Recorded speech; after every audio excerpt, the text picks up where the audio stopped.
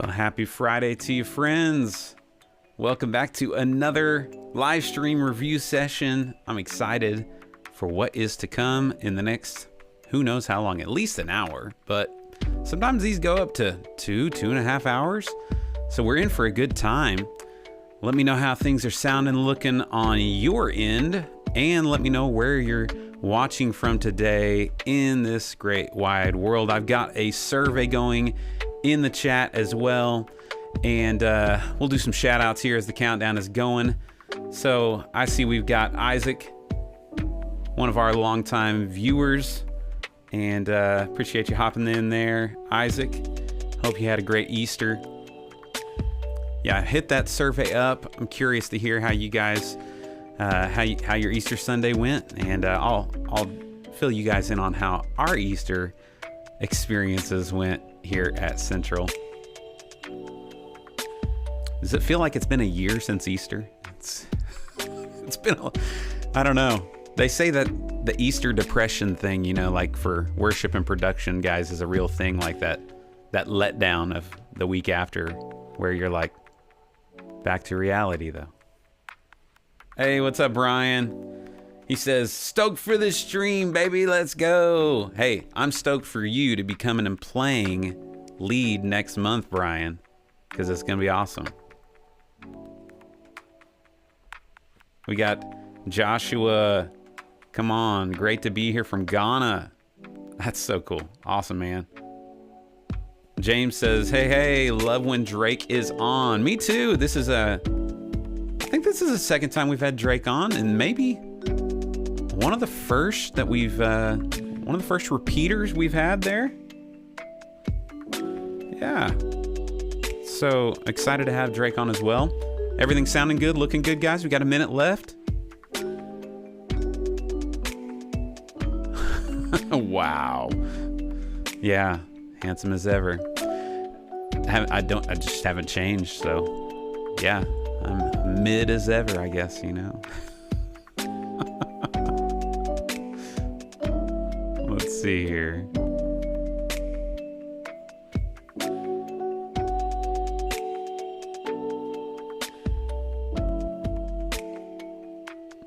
Man, the YouTube backend is so squirrely. Like, we got fiber internet here, and I swear every time it's like not receiving enough data, and then excellent connection. So I just don't even listen to it anymore.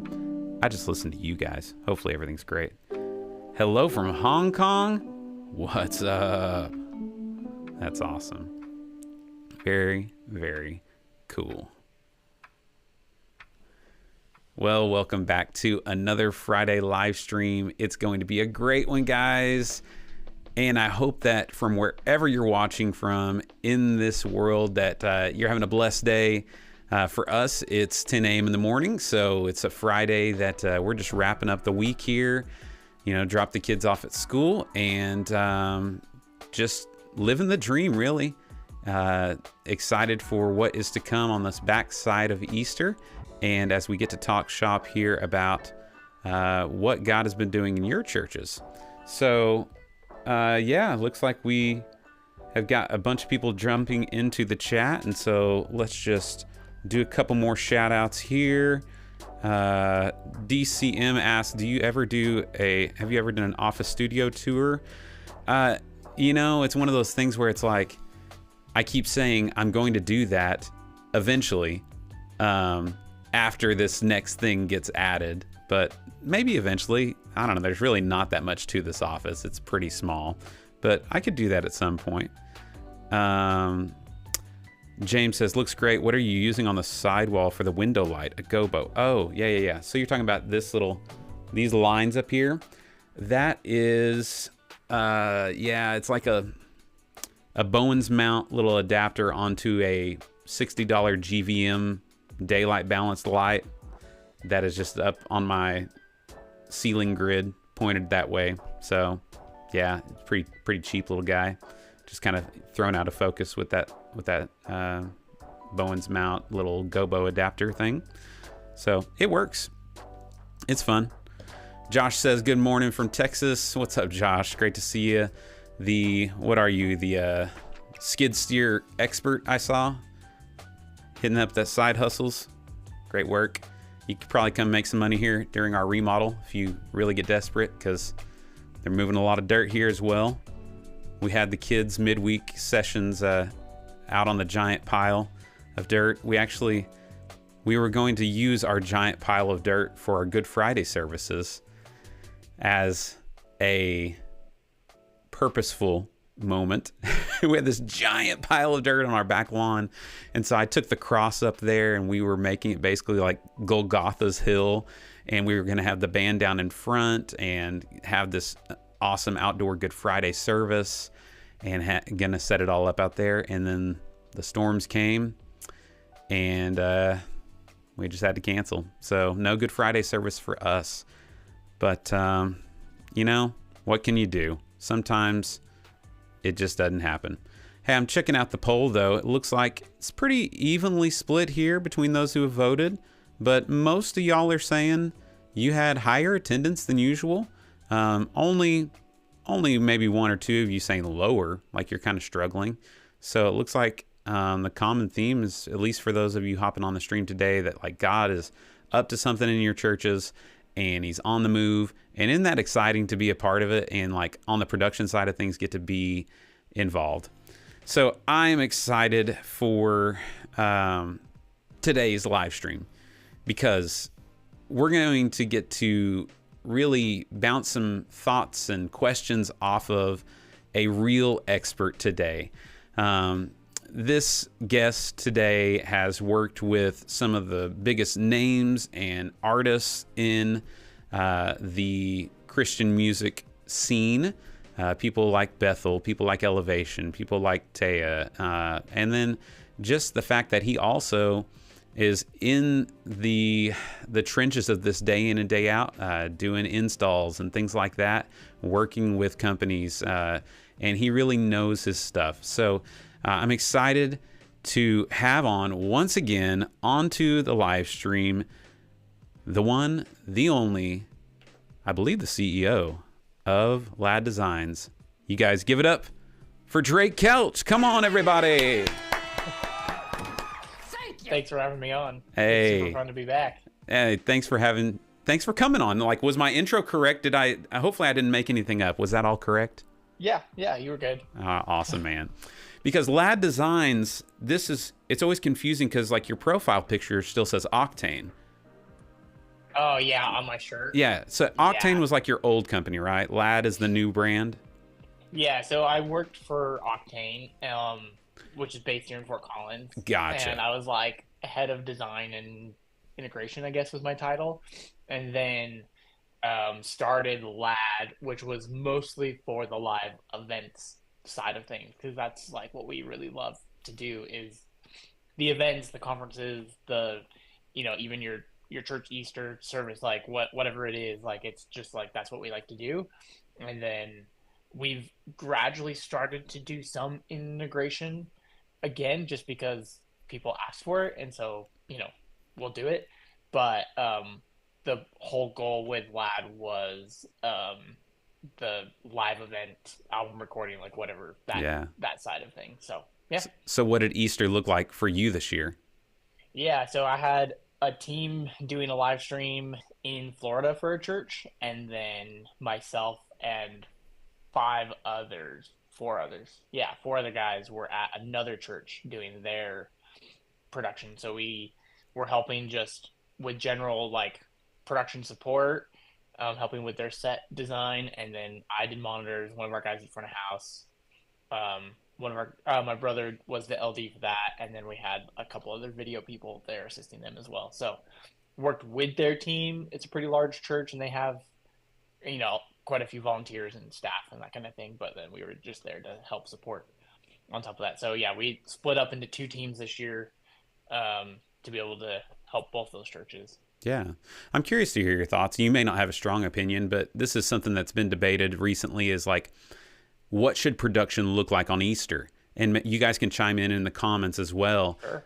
Like, how big should we go? How different should we go? What did you guys do in the chat? Like, did you guys do a big element this Easter? Do you have any strong thoughts on that as far as like what production should kind of look like on Easter versus a week to week at your church? Yeah, I mean, I think it really depends on your church and like what the vision of your leadership is. Um, the two events that we did were completely different. One was in Florida, and it was a sunrise service at a baseball field. And so the guys were up at 3 in the morning, to prepare for that. But it was like a normal like worship, message, worship, and that was kind of the service. And like the message was very Easter focused, of course, and it was just good worship, a message, and then end with worship.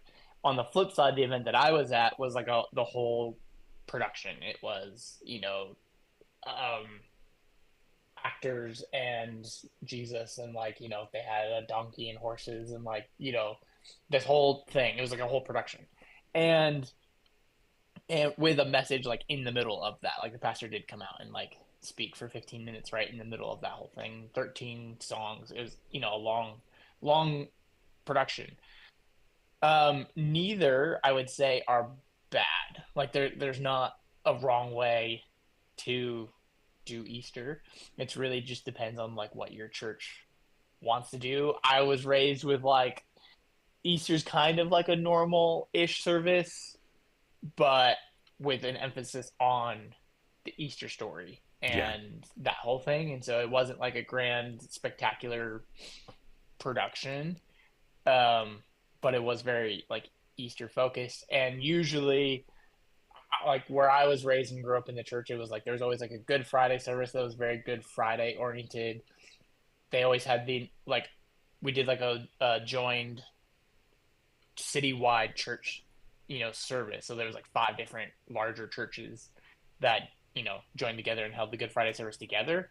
And then Easter was just kind of a normal service, just with a bigger emphasis on Easter. So all to say, I don't think that there's a right or wrong way to do Easter. I think it really just depends on what the vision of your leadership is and what they are striving to go after for Easter. Yeah, yeah. A lot of people will throw out the argument of like, what you win them with is what you got to keep them with. So if you do something crazy on Yeah. Easter, if you got Jesus flying in on a wire on Easter Sunday, they can come back expecting the same thing. And my thoughts are that Easter, I'm not as worried really about winning the creasters, like we call them, the Christmas and Easter people. I'm really thinking of my people who are there week in and week out, that Easter is a special celebration time for the Christians who are the part of the local body. And like, why not add a little bit of extra celebration time? Because guess what? Easter isn't like every Sunday. I heard some people say like every Sunday should be like Easter. Well, it's not, though. Easter is Right. Easter. Christmas is Christmas. And so it's probably okay for them to have something special on them. I kind of think it's funny what Isaac chimed in. He says, if it doesn't upset old people, it's not extreme enough. I don't know about that, Isaac, but maybe in your church, okay, that's not my goal, but... It's pretty funny. Bobby says, Easter is special, so the celebration should be, or at the very least, it's okay to be special, in my opinion. So yeah, that same Yeah, kind of yeah. thing. I agree. So that's a great thought. And we got other people joining in from all over the place. So you guys jump into the comments today. We want to be able to do some Q&A with you guys about anything production, because Drake, your specialty is like, would you say mostly video realm, but you're doing it all now, right? Yeah, I mean, that's definitely you could say what gets me hired the most is the video side of things. Like that's what we tend to do a lot of. But I do mix from time to time for different artists if I have to. Um, and I don't really I've pretty much turned all the lighting over to my brother, who's part of LAD. He's way better as an LD and a designer than I am, and so if I had to get behind a console and do it, I could. Um, but the mainly lighting wise, what I think about is like how to light for video, which my brother also is really good at. And so I might have some comments here or there of like, oh, if we changed this, it would look better on camera kind of thing. But other than that, I don't really touch lighting too much. It's mostly video and audio are like the two things that I've been doing lately. Yeah. Nice. Well, very cool. One important question I want to ask you before we jump into a live stream review is a really important question that all production guys need to know. What is your snack of choice when you're in the booth? What is this? You got a Red Bull on hand? Are you a Sour Patch Kids kind of guy? What are you reaching for back there in the booth? Yeah. I mean, I try to always have coffee. Like that's my go-to, like a nice Americano or something like that's kind of like what I generally lean towards. I'm not, I've kind of cut out sugar and like candy in the last since November, December. So I haven't really been doing much of that kind of thing. Um, You brewing yeah, your so own coffees, or you find a local place that you like? usually a local place, yeah. Okay. And sometimes like this last Easter, we were up at 5:30 or whatever, and there was no good coffee place open, and so you have to go to old Starbucks because that's the only thing that's open that early. Yep. But yeah, I'm definitely a coffee type of person. Um, and then I'm not really like when I'm working, I kind of probably forget to eat, which is probably a bad habit. So I'm not really like a snacky kind of person when I'm working. If that makes sense. I kind of just like keep working. But coffee and water, those are kind of like my main two go-tos. I've been trying to drink a lot more water than I used to. So John says coffee is greater than Red Bull, but I don't know, man. I have a bad addiction here. So I drink coffee as well. It's a problem. I start with coffee, start the yeah. day with coffee. And then, once we get here to the church, I usually have a small Red Bull, not a large Red Bull. I Have you probably, ever tried Jocko Fuel? It's a different type of energy drink. no, I've never even heard of that. Okay. Jocko, he's like a Navy SEAL, or like ex-Navy SEAL, like speaker. He goes around and speaks and motivational stuff, but he has like an energy drink now, and it's the only energy drink that I can drink that won't upset my stomach. Like if I have a Red Bull, like it will kind of tear me up, Really? but the Jocko, I think it's because it has less caffeine in it, but it's the only energy drink that I can have. So that's what we have here at the office. For energy drinks is the Jocko Fuel. I love all these women like my wife are walking around drinking Alani's and I'm like, you realize that has over 200 milligrams of caffeine in it, Yeah. but it's zero Yep. sugar. Yeah, exactly. No wonder you're wired right now. Yeah. So, oh man, we got lots of coffee lovers in the chat today. Isaac says coffee over energy drinks every day. Brian, coffee is a gateway drug. Well, yeah. Okay, yeah. All right. Well, I'm the coffee guy who can't take it black yet. So I think it's like people say about smoking cigarettes. Like you just got to get used to it. Eventually you'll like it. So Yeah. I guess I just need to force myself to start drinking it black, and eventually I'll like it. I don't know. Or maybe I haven't had good coffee. Maybe that's the problem. Yeah, I mean, if you don't have like really good coffee, I struggle to even enjoy it Yeah. like black.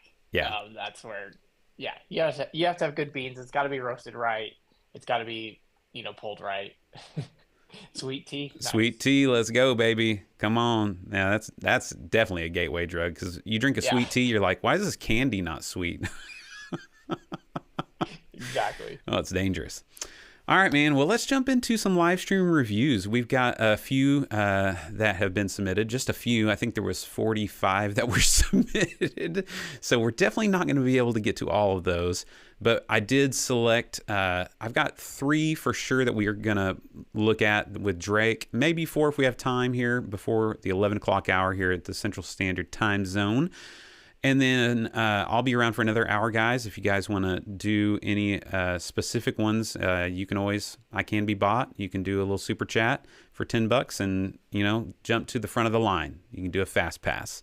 But let's go ahead and hop into our first live stream review. This is Thompson Station Church.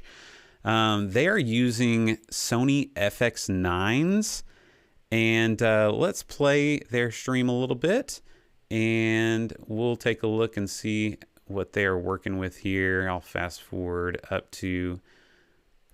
I like that they're starting off their stream with this pre-service live stream host. You know, are you seeing this a lot? Are you helping churches implement things like this more often? Yeah, I think it's becoming more and more common.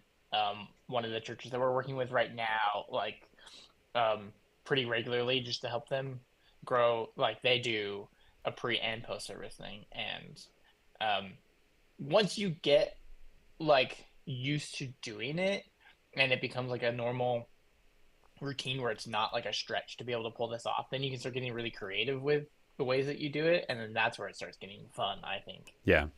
If we listen here just for a minute, Love for you to be a part of our church. I was just going to say to them, the audio, I think, is one thing they could work on here with their pre-stream host. It just seems real roomy if we listen. Registration is a little bit important. Not necessary. We'll take it anyway. Absolutely. But we want to have a spot for your kids. It's almost like these mics are live in their worship center, and the audience mics are picking it up in the worship center almost. So, Yeah. starting point is this week, an opportunity to discover your purpose, start making an impact, and we've got everything covered for you. I like that light fixture They behind them. register at tselife.org/starting Random squirrel. point, and we truly cannot wait to meet you, and we'll see you there. See you there. Anyways, Another thing that's pretty that's cool. going on Let's next week, church, and I'm hop so into... I like excited. that the lower thirds aren't It's the like cutest Sunday. I'll say massive. that, I did like that too. because it's child dedication. All right, here we go. Jesus Christ is Lord, to the glory of God the Father.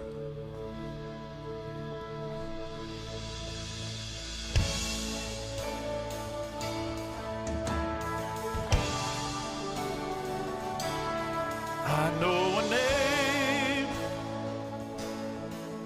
that can silence roaring waves. I know a name that can empty out a grave. I know a name. It's the only name that saves, and it's worthy of all praise. Come on. I call you Jesus, I call you healer, risen and reigning in power. Something comes out of the grave. Every time I call you Jesus, I call you Savior, worthy of glory forever. Something comes out of the grave. All right, so for audio, they're using ProTools to mix this live, and then their biggest struggles, they say, are just lighting in the room and figuring out their camera positions, maybe tweaking those a little bit. You know, they're using these Sony FX9s. Drake, does anything jump out at you in the first 30 seconds of watching this Easter live stream? I like that. Yeah, one good pro was that when the song started with keys, there was instantly a shot of keys, and then when he started singing, it was like instantly a shot of the vocalist singing, which I really appreciate. Like, you're showing exactly what's happening. I would say from there, it definitely felt like we lingered on that lead vocalist shot like a long time. When I watched this clip when you sent it to me earlier, and at first I had to scrub forward because I was like, oh, do they only have two locked off cameras? Like, I didn't know if there was more than just a locked off camera. So it could, in those verses and stuff, add a little bit more to the cut just to help, you know, show what else is happening in the room. And then I think the other thing that I noticed was just like matching, like not all the cameras match color. I agree. And so figuring out if that's a lighting thing, it could just be like a white balance and color profile setting. Yeah, that one right Sometimes- there Yeah. seems to be a much darker than even the other cut camera from the other side. Yep. And then like one of the handhelds, I think or maybe it's a handheld, I'm not sure, but it looked like it was in the pit. It looked like a little greener than the rest of them. So that could be a tint thing. Like if your tint is going green versus magenta, or maybe it needs to shift magenta, something like that, to where it's just like I would kind of focus on trying to get them all looking as close together as possible. FX9s are really good cameras, like great sensor. There's nothing wrong with an FX9 by any means. It's an awesome camera. Yeah. How do you feel about those shots, the back shots where you're showing audience like that? How do you strategically tell your camera ops to, when to use those kinds of shots? Yeah, I think those shots can be super engaging. I tend to lean towards wanting to use a reverse type shot on lower moments, kind of like if it's like a down verse or like a flow moment or something like in between a song where it's just like maybe just the vocal singing and the crowd responding type of thing. Like that's a great angle to show. If I'm showing a reverse on like a song that has as much energy as this, I might want a little bit more movement in that kind of shot. Gotcha. And then I noticed they're using IMAG in the room here, pretty big space. And so we don't do IMAG in my room, and honestly, I'm so thankful because it simplifies your life as a director like so much, not having to worry about how will this translate in room and online when you're using that same cut. Like, talk to us about tips for that balancing act of, because you want to show wide shots for stream, but then like, how do you manage that best as a director? Yeah, I think if you're trying to go simple, because I know there's like, backing up from there, there's a lot of places or productions that want like a separate IMAG versus a separate live stream, just because of what you said. You like, we don't want to see wides on IMAG and that kind of thing. To keep things simple, which I think can add to better excellence, I'm like, if we don't have the team or the personnel to do that and do it well, then yeah, just copy the same feed as your IMAG as your live stream. And for worship, I feel like a wide shot is okay to see on the screens, and during the message, that's when I'm like, lock your follow cam to those IMAX screens. Like basically during the message part of things, like I don't want to see a wide or almost any other angle but your main follow cam on the IMAX screens, because the whole point of IMAG is image magnification. Like that's what it stands for. And so if the person speaking is as big or smaller than they are in real life, then it's kind of like, what's the point of having the screen? Yeah. Yeah. What about for preach time like this? Have you seen any trends or preferences for showing scriptures, lower thirds during sermons that you've liked or started implementing or leaning towards? This was an interesting segment where he's doing a little walk and talk. But I thought maybe you could talk about that while we're kind of watching them follow him around. I mean, it's an excellent way to capture your pastor. If he decides to walk around the room, like that's super, it's an engaging way to do it for sure, is to have someone follow him throughout the room. That's really cool. And it's not just the follow cam just trying to like pan around the room following him, and then he gets too close and it doesn't work. So that's really cool. Depending on autofocus here, probably on that FX9, I bet. Yeah, which again, Sony has great autofocus, so that could be cool. I mean, the only other thing, it'd be hard with an FX9. I was like, a gimbal or something might help, but I've also seen bigger productions that use like Venice and stuff. They'll do, for something like this where they're following an artist through the room, they'll do a shoulder rig with an easy rig.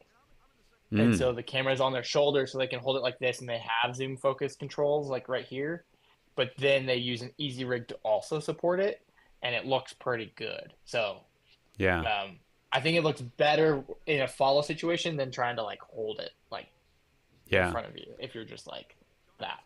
Well, I think it's important if you're going to try something like this on an Easter Sunday to test it, because like I know Victory Tulsa, they're a large church. They they did something like this a couple months ago where their pastor walked around and did something very similar to this, but he even walked out in their lobby and stuff, but their wireless was glitching. It was a little glitchy, you know, and so it was almost distracting until he got into the room. So, Yep. and that's a hard thing to test until all these people are in the room. And so you're really taking a chance here on Easter Sunday, trying something like this, like just praying for IMAG, for Livestream. Hey, everything's going to stay steady. Our guys, do you have a guy behind him guiding him the whole time, you know, that making sure he's not Yep. tripping over something that ends up on worship fails, you know? Yeah, exactly. Oh, And man. I mean, dealing with feedback of his microphone. Yeah. Like, as he's walking around the room, that's a whole nother thing That's very true. that you could deal with. Yep. Props to them for that, because that's you think, oh, he's just going to walk around the room and talk, but for production, it's not as easy Big as deal. that. Yeah, exactly. It becomes a whole lot of things you have to manage and think about, and the lighting's changing through the room, and yeah, there's a lot of things. So, but hopefully, it looks like it all turned out great and worked out well for him. So, props to them Yeah, on that. that's cool. As far as like working with Sony specifically and color science and matching those cameras, do you work with that line of cameras a lot that you can maybe give tips on? Do they use LUTs? How do you best match cameras in that line? Yeah. The only Sonys that I've used in live production is Venice, which is like the top of the line Sony cinema camera. The FX9 is supposed to look a lot like the Venice, just in a cheaper form factor. I think Sonys are fantastic, have great autofocus. I'm a huge fan of the brand Buttery LUTs. If you're trying to find a LUT that looks really good, I'm a huge fan of their LUTs. Trying to match cameras. The one thing just to be aware of with Sony in general is like if your highlights are blown out, they can tend to turn white really fast, just like pure white in the highlights, and that's just like a Sony thing. Yeah. So it's just something to be aware of when you're setting your ISO and stuff. Like try to run at your native ISO, and then use ND and Iris to correct your exposure. So if you want it to be like wide open, it's like if your native ISO is 800, set it to 800.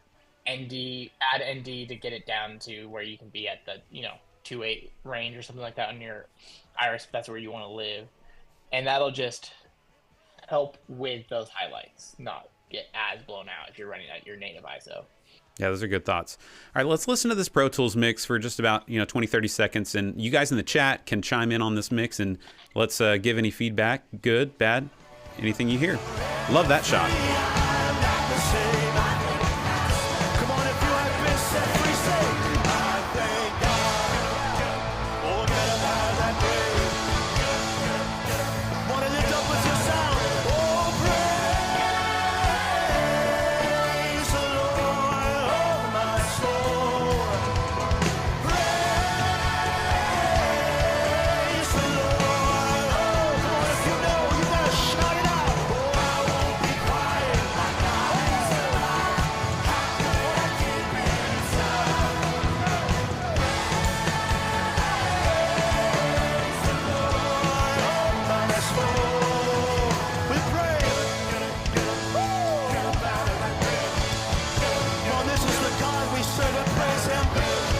I like that halftime groove. It's pretty good. I mean, for me, it's high energy. It's translating that way. A couple of things I heard that I would change probably is sound like you have a couple electric guitarists, one covering lead, one covering rhythm, and they were like, seemed like they're hard panned, where it was like I heard lead in my left ear and rhythm in my right, and I would want those not quite hard panned. That was the only real thing that off the bat in those 30 seconds that I heard. What did you guys hear in the chat? Drake, what did you hear? Yeah, I only have one AirPod in, so I definitely did not hear the hard left and right, but I Classic worship vocalist move. Yeah, exactly. I was just teaching that last week, and I was like, guys, do not pull your other in-ear out. Excuse me. Yeah, I think definitely would blend the panning a little bit, so it's not like full hard left and right. Again, because I'm listening to it in mono, it might be affecting this. It kind of sounds like the vocals are like a tiny bit hot compared to the rest of the mix, but that could just be my mono some mix type of thing. It's tough when you have a lot of stuff going on like this, and that's a big song, and then you got a lot of vocalists. And man, that's so many vocalists. It's tough to find spots in the mix for all those different elements, you know. And I'm not the guy to figure out how to do that. Compress your subgroup of vocalists on a thing with an FX, I don't know, like the Pro Tools Waves plugin or something. Yeah. So there's people smarter than me. I definitely would say if you have 8 vocals or something like that, where you have like a ton of vocals like here, is like you have your leader and you want to hear them clearly, you want to hear what they're singing, and then I try to tend to make the rest of the vocals almost sound like a mini choir. So using reverb and that kind of thing just to make it feel like large, but you're not hearing like direct 8 different vocalists directly. You're kind of like trying to make it sound like a mini choir up there with like that worship leader like right above them. Yep, I agree. I've started trying to toy with that, where even like I would love to eventually put a stream deck at our X32 with scenes saved to where like the reverb levels are different for each song and the panning is different for each song based on who's leading. And that way are my sound guys, because we have volunteer sound guys that would not be able to dive in and switch that stuff or even manage changing the scenes on the X32 without screwing something up. But if I could make it easy, you know, to set that up and it's ready to go, all 4 songs you just hit, here it is, God So Loved, Waymaker, whatever, like, and it's just done. That way, like you're saying, those BGVs have a little more reverb on them, a little more texture, and they're panned. But right now, for us, everything's just down the middle, same reverb, that kind of stuff, unless we go back and mix it in post. So, you know, it's just the way we have to live our life currently. So, good thoughts. Hey, Thompson Station, you guys look like you had an awesome Easter. I love the high energy, loved all the lyric videos. You probably put a ton of effort into doing all that. Loved the flow of your service, the extra stuff you did during the message to take it over the top. So props to you guys. If you're in the chat, give them some love. Let's go to our next live stream review. This is Emmanuel Community Church. Kevin Poole submitted this one. If I can pull it up. Kevin, if you're in the chat, let me know. So this is ECC. Here we go. So they are rocking an ATEM Constellation 8K, Canon XF705, C200s, and a C100 on the drum slider and the booth slider. Their left-right house mix is a send from the D-Live S5000 into Reaper with room mics mixed in, some mild compression in Reaper. I like that little intro where they took the bridge of praise and kind of amped it up here into the beginning of the service. How do you feel about this overlay for the live stream? What do you think? It seems a little distracting To like have it the whole time going? Yeah. Okay. It's like I'd almost go full screen that until like a certain moment. Yeah, exactly. Maybe like right like there. It better like that, where it's like it's covering the whole thing, almost like cut out. Cut out versus just like the circle. Yeah. All right, let's listen. He is risen. Yeah, we come to sing and praise the risen Lord. So would you stand with us and let's praise Him, Jesus. Yeah. I praise 'cause you're sovereign, praise 'cause you're true, praise 'cause you rose and defeated the grave. I'll praise 'cause you're faithful, praise 'cause you're true. Do you ever have rules about white shirts? Is that a thing anymore? Or camera's good enough we don't have to worry about that? I think nowadays you can get away with white shirts. Yeah, used to that was a thing. It was like, guys, no white shirts. Praise 'cause you're true, praise 'cause there's nobody greater than you. Praise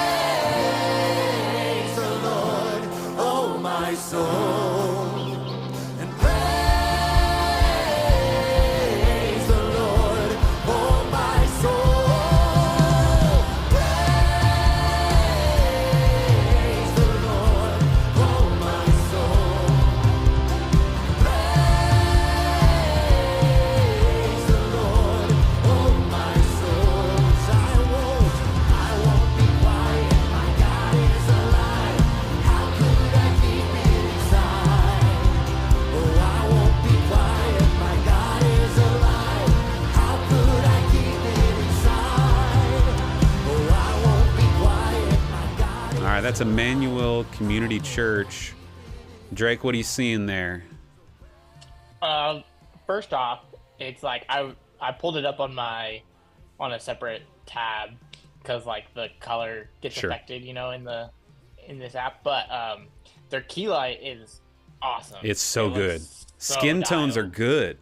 It's like super nice. Which is like, that's half the battle right there. So props on whatever you're using for key light looks awesome. If possible, like I love the amount of wash. Like there's so much wash on the stage. It just looks even and really nice. I'm not sure if there's anything like top down. Like I don't even know if they can get anything top down. That's definitely, you can kind of tell. So it looks like they're washing off the roof, which is like a great, if you have a white roof and you just are shining up there, great. Maybe like a little bit more light where the drummer is, just because he's in the enclosure. He seems like a little darker than the rest of them, but ultimately, like, lighting's pretty good. Yeah. The cut feels pretty energetic and like matches the tempo of the song, like that praise song. Like the cut felt like they were going. Oh yeah, there's some light up there.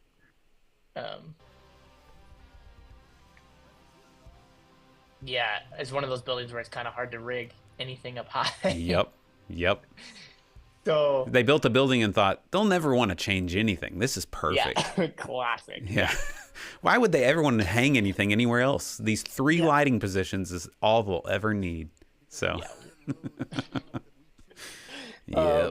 So I think, like with what they got, they're doing great.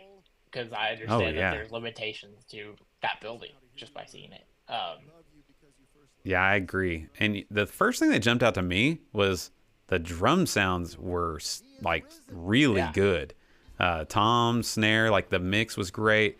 And then this like versus the last church we heard with all the vocalists, this has a lot of vocalists as well, but it sounded like so full but clarity. Like, so the mix on the vocals was just a little more pleasing on this one.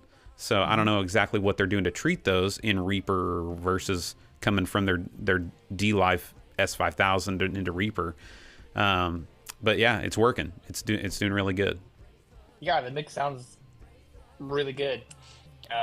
Are you doing much of those like the slow push-ins? Is this coming back, or are we?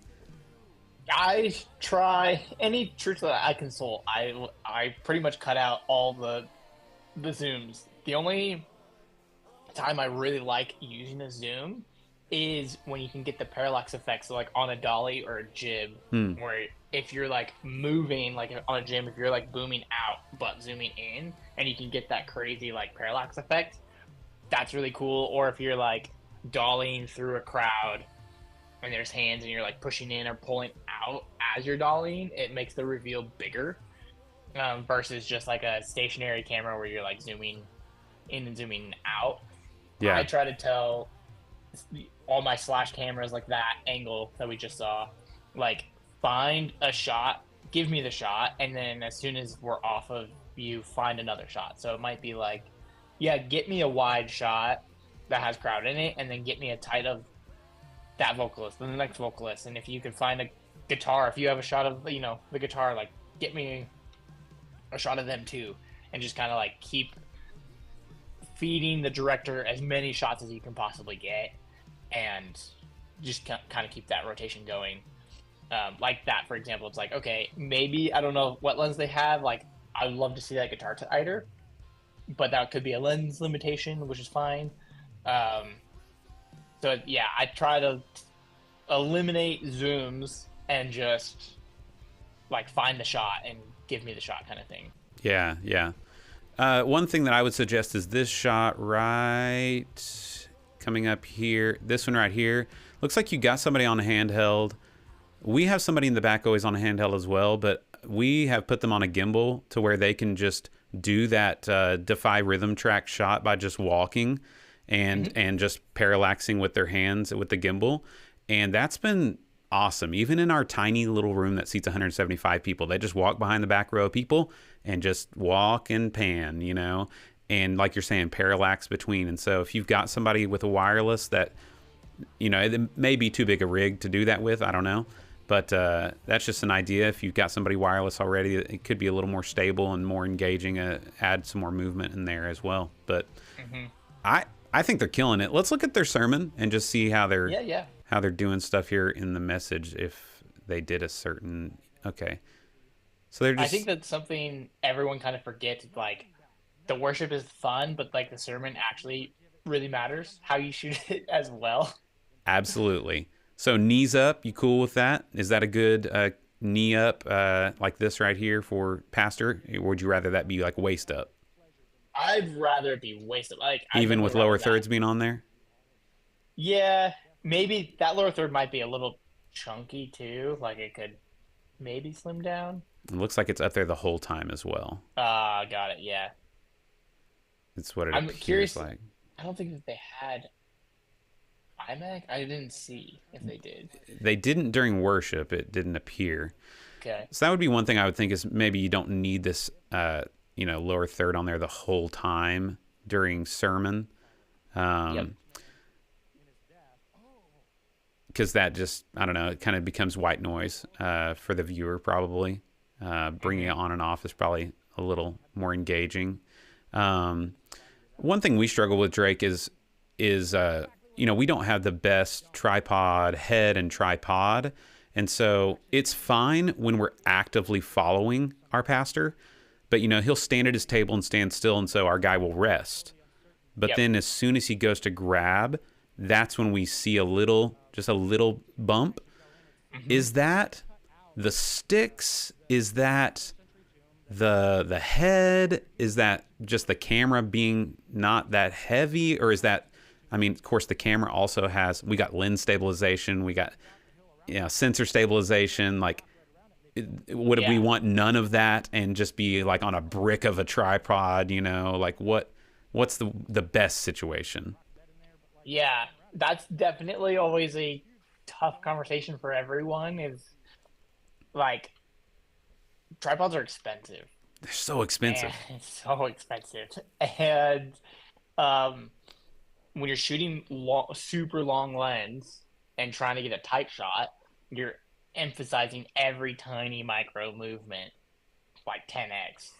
And ultimately, you want a head that is like a tripod head that's over spec'd for your build. So if your build, that's what I found, is like, if your build weighs 11 pounds, you don't really want a tripod head that can support 13 pounds. It's like you're at the limit already, basically, and then you're zooming it in. It's like you want to bump up to like a 30, 35 pound like payload on the head. Usually, and make sure that when you're looking at that, you're looking at the head specs and not the legs specs. Because a lot of times the legs can support 50 whatever pounds. That doesn't super matter. It's like what the tripod head itself can support. So when we're running bigger rigs with a 50 to 1000 at times, that lens alone weighs almost I think it's 17 or 18 pounds on its own, and then you add the camera and stuff on top of that. So usually I'm running a tripod head that can support up to 70 pounds, and what that does is it allows you to not have to crank your tensions and all that stuff to get as smooth of a shot. So then when you're grabbing your sticks, you're not transferring as much body movement or body shake into your tripod head. And then of course it's I tell all ops, don't grab the handles, kind of use your fingers and do that kind of thing. It just helps kind of smooth things out. And if you really grab onto it, all of your body shake, anything that you have going on, is just going to transfer into that. Okay. Are you using Satchler or Manfrotto? What's your kind of go-to for, maybe give me a high end and give me a medium? Yeah. My go-to is Vinton, if I can get it. If you want to go used, a Vision 100, the Vinton Vision 100 is a great used option. New, they're $10,000, but you can get them used for $2.5. which is like, I know it's expensive, but like compared to $10,000, it's a huge cost savings. If you need to go bigger, like the Vintage Vision 250, you can also buy them used. And then like the Shape, I've been really loving the Shape tripods. They have like a 33-pounder and a 45-pound one, and sometimes they're on like the B&H deal for like $1,500. Okay. Which is also like a good. I've seen them pop up on that B&H like daily deal or whatever. Yeah. You know, with a big discount like that. And do those tripods come with longer handles to where you can, you know, because a lot of times you want to be separated on two different platforms or whatever. Yeah. The Shape one, yes. And then the Vinton ones you can buy. Like Vinton sells the extendable tripod handles. Okay. Because I had to make my own from some pipe and stuff, and it works. But I'm like, is this the problem? I don't know. Could be. I try to stay away from Manfrotto. Like, we have a bunch of Manfrotto tripods, and they're like our like block off, like throw and go, like type of tripod, or like what I use like right here, because it's, you know, even like the Nitrotech head and stuff like that. I haven't had a ton of experience with the Nitrotech heads, to be honest. Okay. Like, I know I was using the 504. Yeah. Like back in the day, and then, you know, some of the older ones, and they're fine. But yeah, I mean, Vinton, Satchler, great brands. The Shape one, I really enjoy. I want to test out like the Tilta ones and stuff like that, because I see advertisements for the Tilta tripods and stuff, and I'm curious on like how they do things. But okay, yeah, it's that investment that like you don't want to make, but it really helps everything. Yeah. That's something I'm thinking through. I mean, we've got like a Savvy type pole that will be our center stuff to mount to, so we won't have to worry about legs. But I just evaluating that head, and I often wonder though if it's not necessarily our head. It's maybe even just like the fact that we're using lens stabilization and their sensor stabilization in the GH5 that we have on there, and so that might even be just like it glitching a little when it's first starting, you know. So yeah, I don't know. We may need to just turn all that off and just see how it is. Yeah, or like maybe run one and not both. Right. What I've noticed with any sort of IS is like you can kind of get a little bit of the jello effect sometimes, or like it's slightly delayed almost. So I would just like mess around with it. And probably, I would run one. Like, depends on how good your lens is. Maybe your body OS versus the lens IS. Yeah. I mean, it's 70 to 200 EF, and it's got the stabilization that supposedly is better for panning than, the modes where. So I've got it on that right mode, but I don't know. We'll see. I'll just continue to test things. That's the great thing about church. You always got next Sunday to keep testing. We're gonna try it this week. That's right. All right, let's move on to our next live stream review. This one is Breakthrough Life Church, and they've got a bunch of FF7s and Sony A7 IIIs and Sony ZV-E10, so they're all Sony stuff, and let's kind of see how they pair together. Their pressure points are mainly consistency across cameras with volunteer crews, and then they just want to hear our thoughts. So here we go. Let everything within me bless his name. Praise the Lord, oh my soul. Let everything within me bless his name. Praise the Lord, oh my soul. Let everything within me bless his name.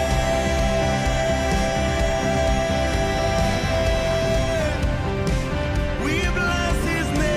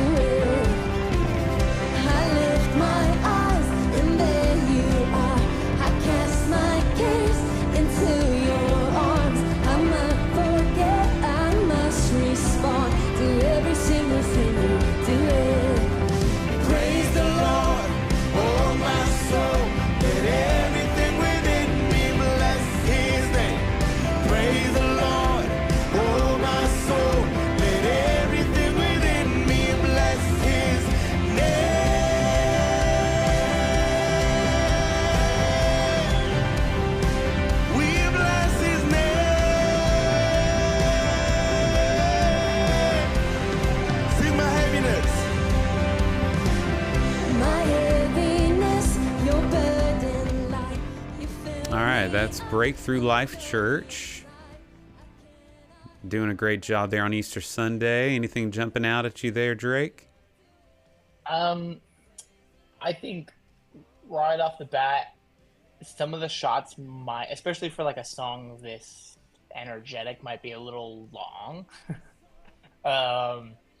And then also just like on that verse that they just went back into, like they cut to the drums right as the verse started when she started singing.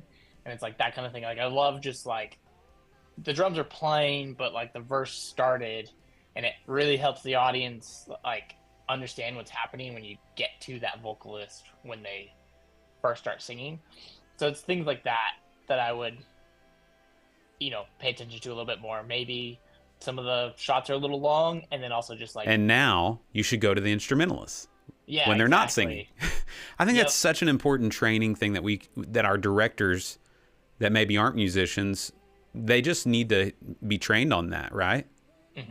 Yeah, I mean, that happens to us all the time where I'll watch ours back and I'm like, why are they on the pianist when the pianist literally isn't even playing on this verse? Right. Yeah, exactly. They just think, oh, I haven't been on the piano in a while, I should go to the piano, Right. Or like, oh, the shot looks cool. Right. And it's like, well, the shot might look cool, but something else is happening. Yeah, what's actually happening in the song. Yeah. Yeah. So, active listening, I guess that's what we tend to call it, is like listen for what's happening, and that's for the cam op and the director. Yeah. Of like, as a cam op, listen to what's happening and capture it, and then as a director, listen for what's happening, call out something if you need someone to get a shot because it's not there, but then just taking the shot that helps tell the story, because again, it's broadcast is a story. You're helping form the story for the viewer online. Yeah. And so listening to what's happening so that way you can help tell that story. Well, I loved this broadcast when I watched it earlier. I just think it really translates what's happening in the room to me as a viewer, as far as just like the energy, the life that's there in the room, the worship that's happening. I think they're doing a great job with the audio mix. The drums sound great. On the last one, we talked about lighting the drums a little better. On this one, you can definitely, the lighting on the drums looks great. So even though they do have that shield, like it still looks great. So good job with that, giving him a little bit of extra light there. I can't tell exactly where it's coming from, but you're doing a good job with that. The audio sounds great. I think that the Sony cameras are cutting together pretty good. Yeah, that's what I was going to say. It's like they look pretty well balanced. If anyone, it's that drum walk off that looks slightly different. It looks different. Like it looks, It looks good, but it just looks maybe a little more like saturated, contrasty, compared to the others. Yep, I'd agree. If you could just sometimes, like if you're shooting, like on Sony's, they have like the different profiles. If you're like in standard, maybe go to like a neutral or something like that, and that it'll back off the contrast and saturation a little bit. Yeah. Just to help match the rest of them. But like these front shots look really good. Like your follow shots look really nice. Yeah, I agree. Well, good job, Breakthrough Life Church. Let's see if anybody in the comments has any thoughts. You want to skip to their speaking? Yeah, I do, actually. Let's do it.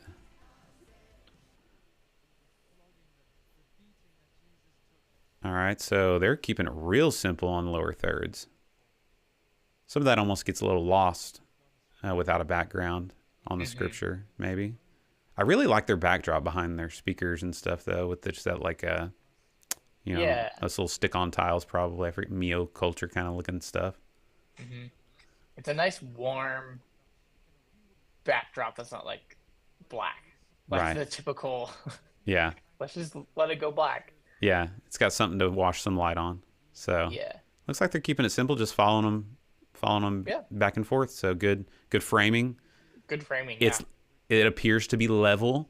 So, sometimes that's an easy thing to like forget about is like make sure your camera's level, you know? Exactly. So very nice. Yeah, I would say like maybe I love the simple the simple text, but I could definitely see like with that water bottle like right there in the one frame, it was like you couldn't read the word that it was behind or in front of it. So yeah, like that might be a little tough, but I do love how simple it is, and you're not going crazy. Like, yeah, it matches kind of what the vibe of the shot to me. Like it's not distracting anything. So, I think maybe his lighting on him, you're getting some of his eye socket he's got very like pronounced brows, and so like I don't know if you could add some lower light to light past her a little bit, like maybe like 35 degrees, 30 degrees out in the audience, or not necessarily footlight, because that supposedly is more for like your chin, which is a little dark too. It is. Footlight is like, with how much he moves, you'd have to cover like your entire front of your stage, which isn't bad, but then you always have to like balance the footlight thing. A trick that, because I saw in one of the worship shots, you could see where their front light is, and it looks like just a bunch of parts, like pretty close to the stage. If you could take a couple, like it doesn't need to be much. Like I'd take like 2 or 3 lights, throw them towards the back of the room, much lower, and they don't have to be very bright. Just like a nice little fill would help it not look so raccoony on his eyes. But that's kind of like, we're like nitpicking things now. Oh, absolutely. Yeah. It's just, seeing your pastor's eyes it's a good thing to think through, Yeah. So, yeah, man, that's great thoughts. We have one more that I'd love to just peek at. Let's do it. So, and before we do that, let me ask you a question, because you've been doing this now, like, how many years do you think you've been in the game of church production? Well, I started volunteering when I was 13, and I'm 30 now. So, a while. A minute. Like professionally, like I've been touring since I'm 18. Like I started touring right when I turned 18. So, at least 12 years, professionally, I would say. Okay. How do you, the stream ends, you go home. How do you define success for your broadcast? We're trying to make these better every week, but what does success look like? You were kind of one of the pioneers for morphing the cinematic broadcast along with Chad Vegas and these other guys at Bethel. What does success look like for us nowadays? I think that's a really good question, because I go back and forth with this a lot too. Is it like, sometimes it's easy to fall into the view count trap of what's our view count type of thing. And then, but I also, that is a great statistic to look at if you're I talk to a lot of churches about is our live stream worth it? Mm-hmm. Is it worth it for us to live stream for 20 people, 200 people, 2,000 people, whatever the number may be. One of the things that I think the pre and post show that we talked about, I call it pre and post show, but having a host beginning and end, is trying to create an online community of sorts.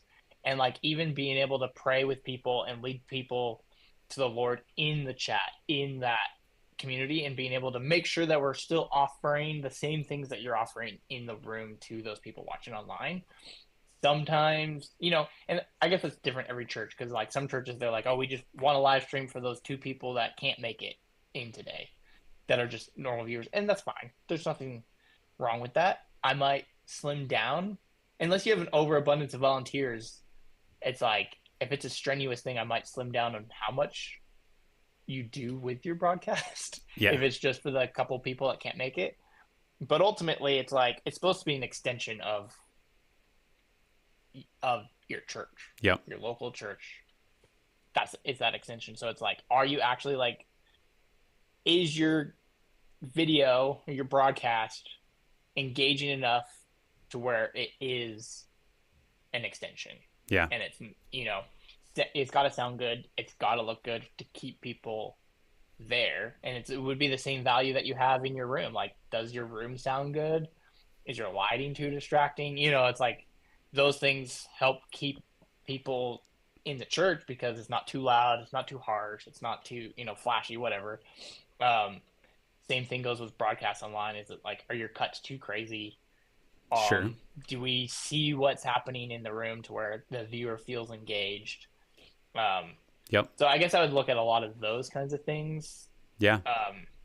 Yeah, those are great thoughts, man.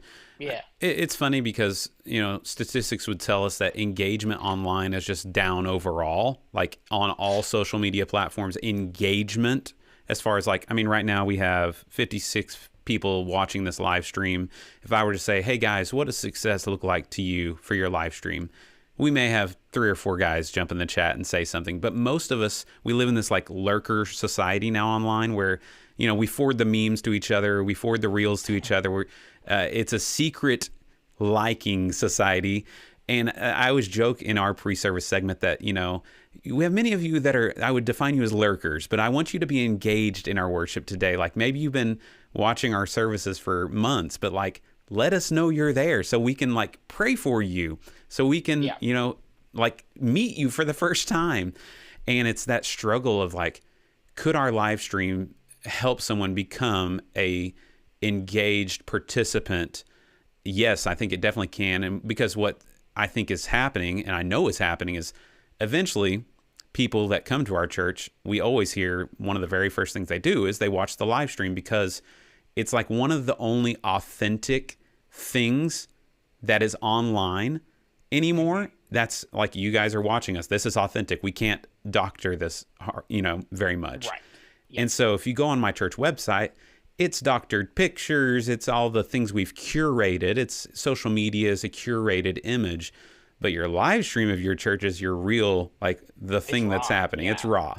And so I think if people want to get an idea of what's that church like, they can check out your live stream and see what it's like. So I think that's a great benefit. And then not only is it the front door of your church, but it's also, a great social media feeding engine of content. So you can pull clips from it and all that stuff. And there's so many other reasons we could get into, but I was just curious as somebody go ahead. Do you leave your live streams public? Yeah, that's been a debate for sure. But yeah, we leave our whole service live, the whole thing. You can go back for years and see our whole thing. I know a lot of churches will pull just the sermon and take down the other stuff. And what I found is that most of those churches are monetizing. And so the reason that they're really doing that is so that way they can monetize that video without having any worship that they're having to share rev with. Profit, yeah. And so, you got Mike Todd doing his thing.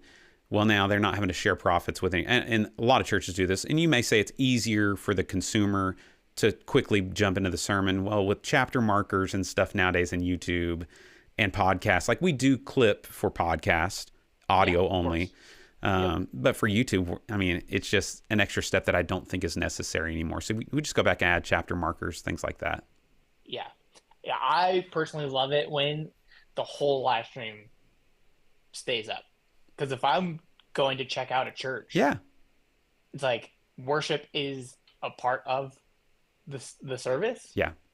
And it's the sermon's great, but I want to also know what else is happening. And so I love seeing that. And I've seen it to where our church will leave their entire live stream and they might re-upload a higher quality sermon, which on YouTube, if you don't know, would show up in videos versus your live stream shows up on live. So it does create separation there. And you can have a higher res, better looking sermon that you post later. That's fine. But yeah, I love it when they leave the entire thing. Yep, I agree. I think it's becoming more the norm, but for a long time, people, I don't know if they just weren't proud maybe of where their stuff was, and so they're let's clip that off. Yeah. So, which that's fine. I get that. Hey, let's check out this one other church because it's totally different than some of the other churches we've checked out this morning. This is from Brent Ness. It's St. Paul and St. Andrew. And let's pull them up and give them some thoughts on their live stream. This is from their Easter Sunday. Let's see. So they're using all BirdDog PTZ cameras in here. Okay. Over NDI. An ATEM Mini Pro ISO switcher.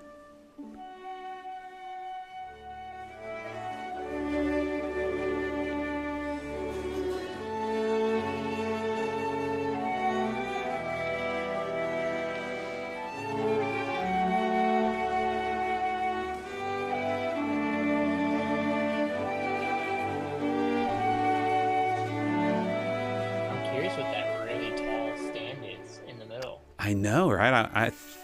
I wonder if one of these other shots will show it right here. Not quite. Oh. Let's see if we pop forward just a little bit. So this is all prelude right here. They just got a beautiful prelude of orchestra stuff here. It also sounds pretty good. It sounds good. I kind of like how like you can hear the room. You know, I think a lot of times on our live streams, it doesn't sound live. Yep. And like, I feel like I'm in the room. Studio-like, yeah. So that's a nice feeling to me.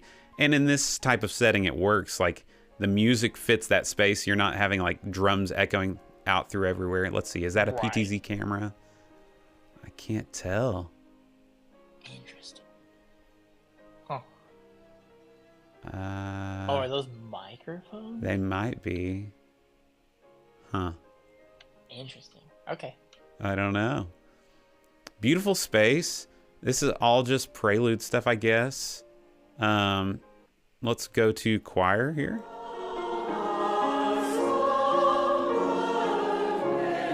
I wonder if those are choir mics. Like, They might be. directional mics. Because, like, that choir sounds pretty good, but I don't see any other mics.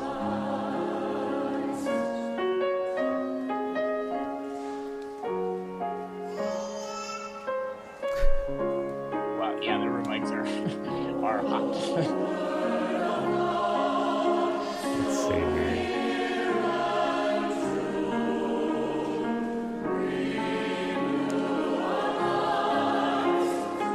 Okay, they're good.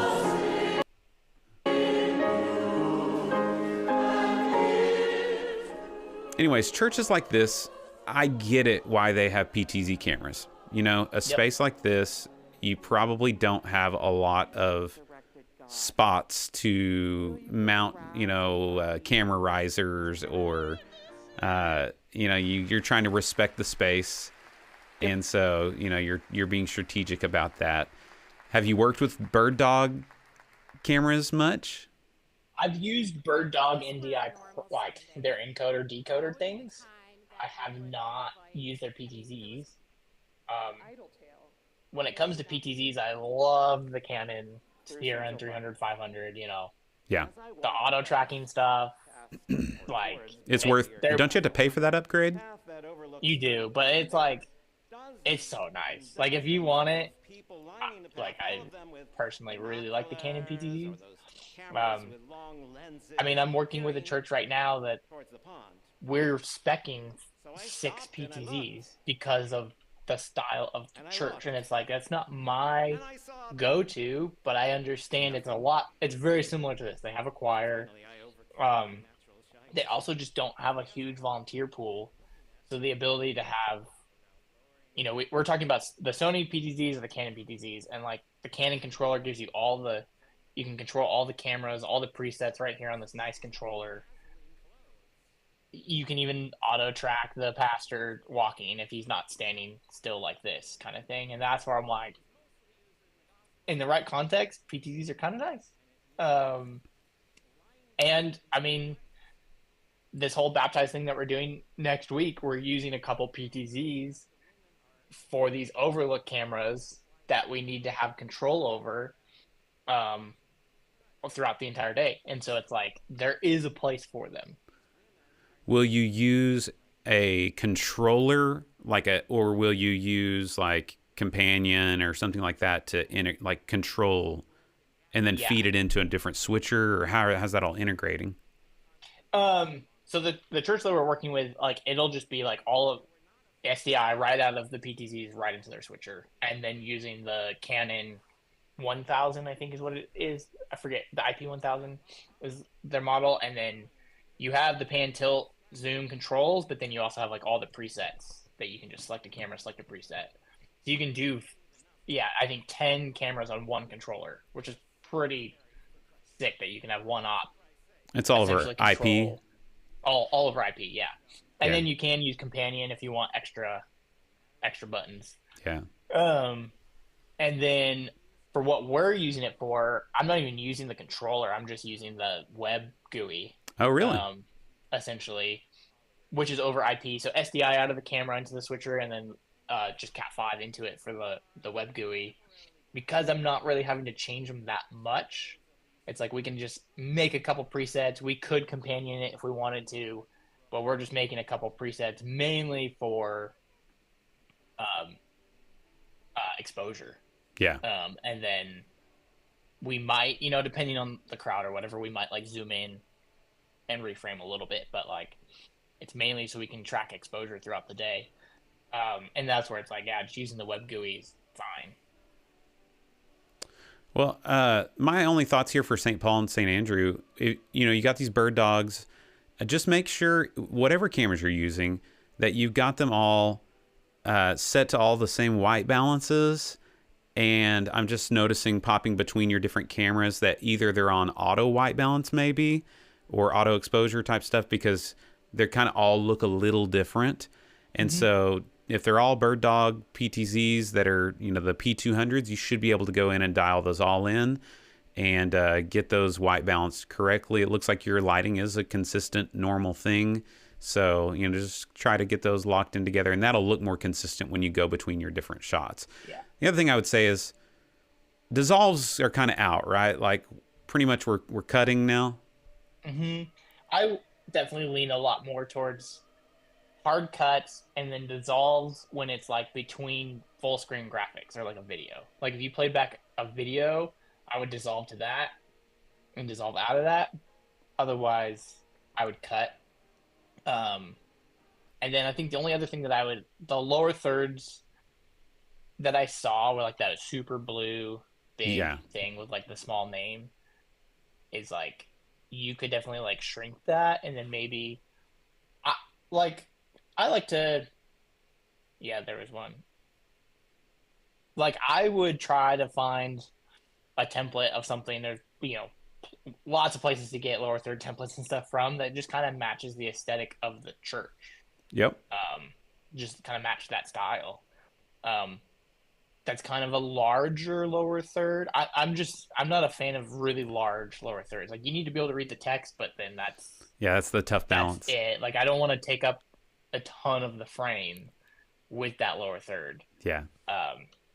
And so, but I would definitely like look at changing the template that just matches like maybe the style of the church a little bit more. Yeah. But yeah, you said it though. Like I would, if they're all in auto settings, I would definitely take the cameras off of auto settings and put them all to like the same white balance, same tint. Exposure might be slightly different from camera to camera, but like they should, if they're all the same camera, they should all look really pretty much the same. Yeah. Yeah. Audio wise though, it was pleasing. Sounds like good. I enjoyed it. At first I was like, oh, they're playing a track. And then it went to the orchestra. And I was like, oh, all right. We got a live orchestra. Let's go. It was beautiful. So good job. Yeah. Very, very nice. Definitely good job. Speaking of PTZs, didn't Blackmagic come out with an update where like you can do like Visca control from ATEMs now? Do you ever use Visca? I have not used PTZs much. No, I haven't. And I'm sure that they did. They had a lot of announcements from NAB. And we were like in the middle of a job and we were like, okay, we're going to go watch the announcement. And then we never got around to it. But Red came out with like their PTZ or Nikon, but it's like, it's a third-party PTZ that they partnered with to add the zoom. Like it's using the Komodo X and then the new Nikon 18 to 135. Is that what it is? Their new zoom lens, so it can control like the camera and lens and stuff from that PTZ. That's cool. There's also different, third party pan tilt heads that you can buy. Yeah.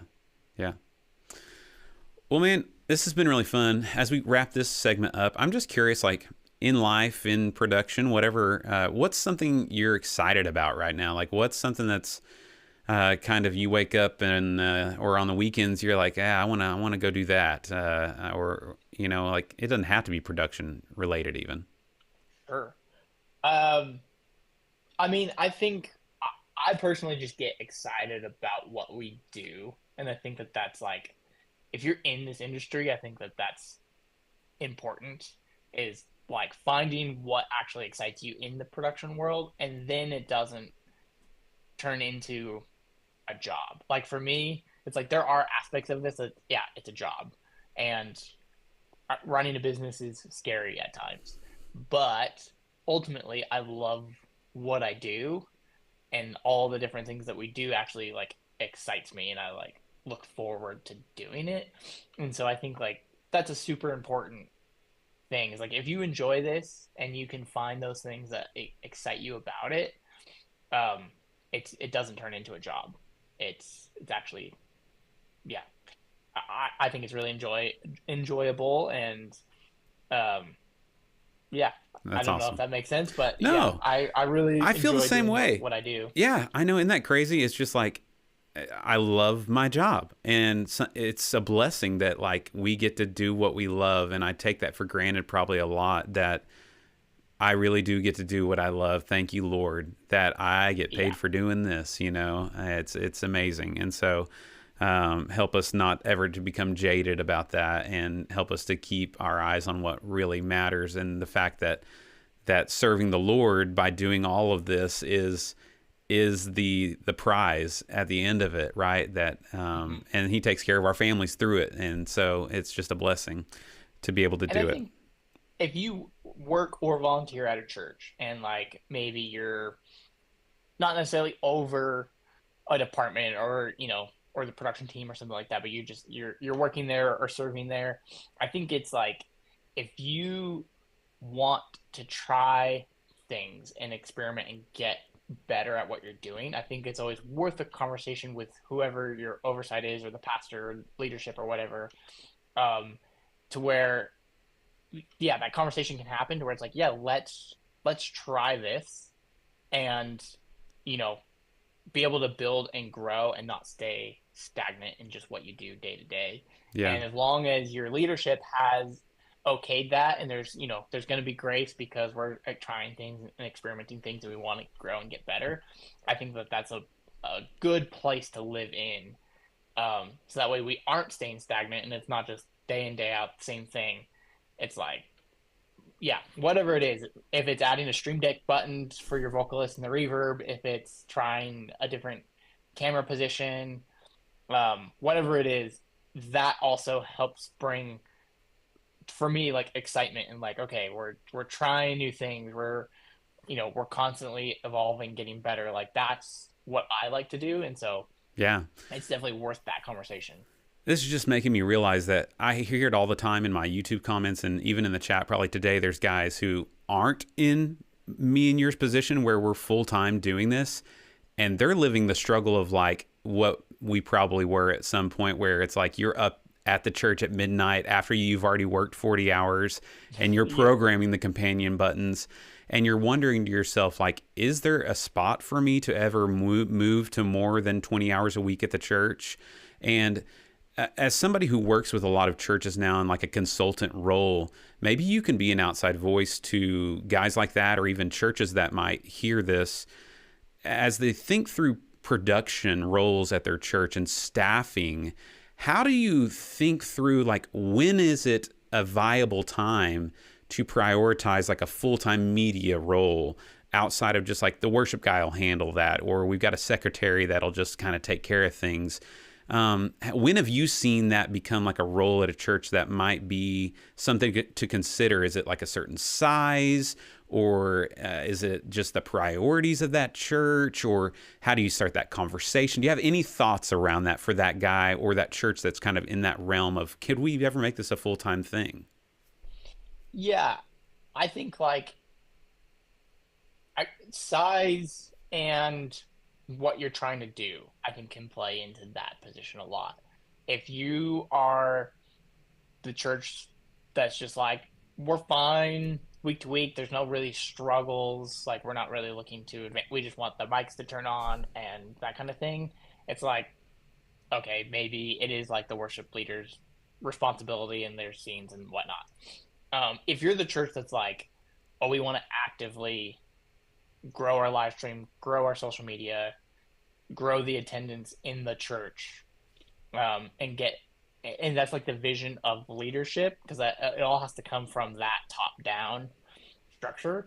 That's where it's probably like, okay, you might want to look at investing into people and like hiring that role. Maybe start part-time, maybe go into full-time. There's a certain point where I think a lot of churches end up spending a lot of money on equipment and then forget to spend money on the person to manage that equipment. And just because you buy really, really nice stuff doesn't mean that it's going to be awesome right off the bat. Like, it takes a person to be able to manage that equipment to make it awesome. And I've had a lot of that conversation with a lot of churches where it's like, no, you have really good stuff. Maybe it's time to stop buying some stuff and put some money into like personnel to actually make this awesome. That's such a and then good I think point. that there's just like a certain size.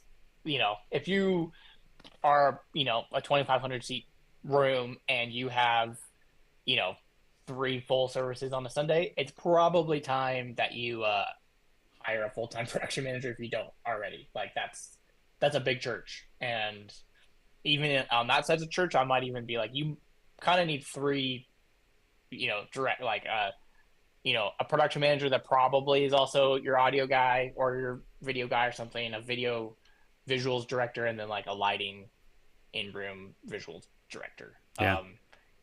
And like, the other thing is when you start hiring people, like if you hire a production manager for your church and say that's your only role, that's fine. That person can not only upgrade your tech and make your service better, but also part of their job is to grow the team. Yeah. And grow that volunteer team. And if you have someone that's dedicated to doing that, it helps actually facilitate growing your, volunteer team that can help serve on Sunday. So that's just something else to think about, is like, if you have someone dedicated to that, it will grow. Man, that's great thoughts. Very, very good. Very good thoughts. I think a lot of guys don't even know how to approach that subject with leadership, and leadership probably just takes it for granted because things just keep getting done. And then that's whenever production guys start getting jaded because they're serving in the background and they're happy to serve in the background, but then nobody ever says thank you. And then you're like, well, I guess I'll just go get a job at the bank because I got to feed my family, and then God was setting you up to like use you for the church. And, I think conversations like that are important, where it's like, what is the vision of the church, and do we need what could better serve the church? I'm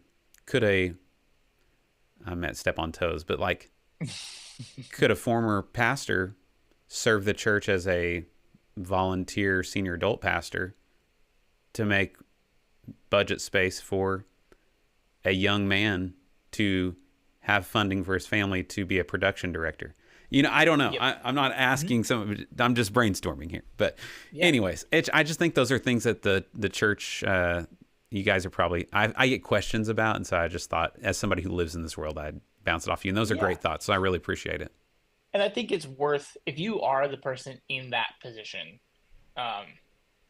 and you got to like protect yourself, and before you get jaded or burnt out, as classic church term, is like, just have the conversation.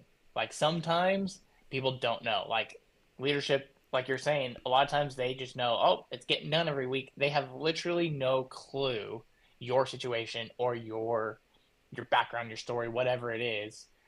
And they might be super down to pay you, but there's just no conversation being had. And so they have no clue. And so before you get to that point of like, oh, they don't appreciate it, they don't appreciate me, they also have a lot going on, and so it's worth just having the conversation with them of like, hey, I'm here every week, I'm doing this, you know, what do you think about, you know, I'm putting 20 hours in every week. They might not have any idea of that, so just have the conversation. Yep, absolutely. Drake, this has been awesome, man. How can people find you, get a hold of you, work with you in the future? Yeah, I'm pretty active on Instagram. So my Instagram is Drake Kelch, first and last name. We've kind of started switching our branding over a little bit. Our new website is lad.pro. Super easy. You can just go to lad.pro and contact information is there. Our portfolio is there. Our Instagram is lad.pro now. So we've just tried to make it a little bit easier for people to get to. Live.pro? No, lad.pro. Oh, lad.pro. That makes more sense. I gotcha. You could shoot us an email, info at, or, you know, the contact form on the website, my Instagram. I try to answer my DMs as quickly as I can. But yeah. That's awesome, man. Drake is great. You guys say thank you to him in the chat for hopping on the live stream today. Oh, man, a two-time guest. I really appreciate you. Appreciate your thoughts. Appreciate your heart for the Capital C Church and doing things like this just to serve the church and, you know, try to, you know, level up our live streams together. That's what it's all about. Thanks for having me back. It was a lot of fun. Yeah. It's always fun hopping on these and chatting with you, so... All right. Well, if you guys don't follow him on Insta, make sure and do that soon because you're off to do Beach Fest. What's the next? Yeah, Baptized California. So basically, it's kind of like a festival. Last year they baptized 6,000 people. This year the goal, and I mean the trend numbers wise is like 10,000. Carrie and Cody will be there. Bethel Music will be there. Circuit Riders will be there. It's a 1-day free thing on Huntington Beach in California. And if you're watching it, I just posted on my story yesterday, we're looking for some volunteer cam ops to fill positions. So there's a link in my story that you can fill out the form. So if you're in SoCal and you want to come hang, you can hit that link in my story. Manfrotto tripods. Yeah, exactly. Awesome, man. All right, guys, say thanks to Drake. Appreciate you, dude. Yeah. All Thanks for right. having me. We'll see you next time. See ya. Oh, that was super fun. Love having Drake on. You guys, he's just a wealth of knowledge and just a good dude. So very thankful for him. All these guests that we've been having on the live stream, you know, just to make sure it's clear to you guys, like, they're not compensated for the time. They're just serving the church through doing this. And giving back. And so I really appreciate it. Every single person I've ever asked has said yes and tried to find a time where they could hop on and do this. And so just very, very thankful to the guys in the production world. As small as it may be, or as large as it may be, it's also small. So very thankful for that. So you guys sticking around. Let's see. What do we got? We got 28 of you still on here. Man, it's already 11:30. I kept Drake much longer than I said I was going to. So, yeah, you know, I think we can do some more live streams. We'll go another 25 minutes here. Let me get a drink of water and take a quick little break, and then I'll be back for round 2 of some live stream reviews.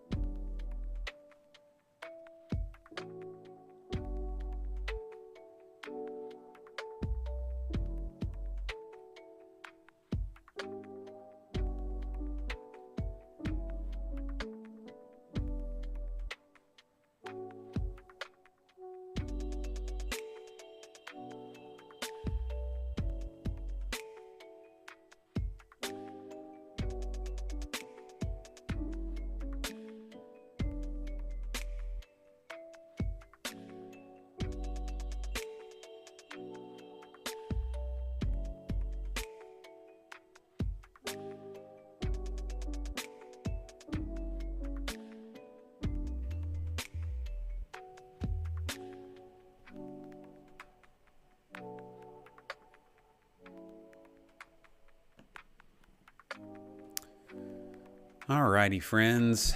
Welcome to the second session here where it's Ryland solo time of live stream reviewing.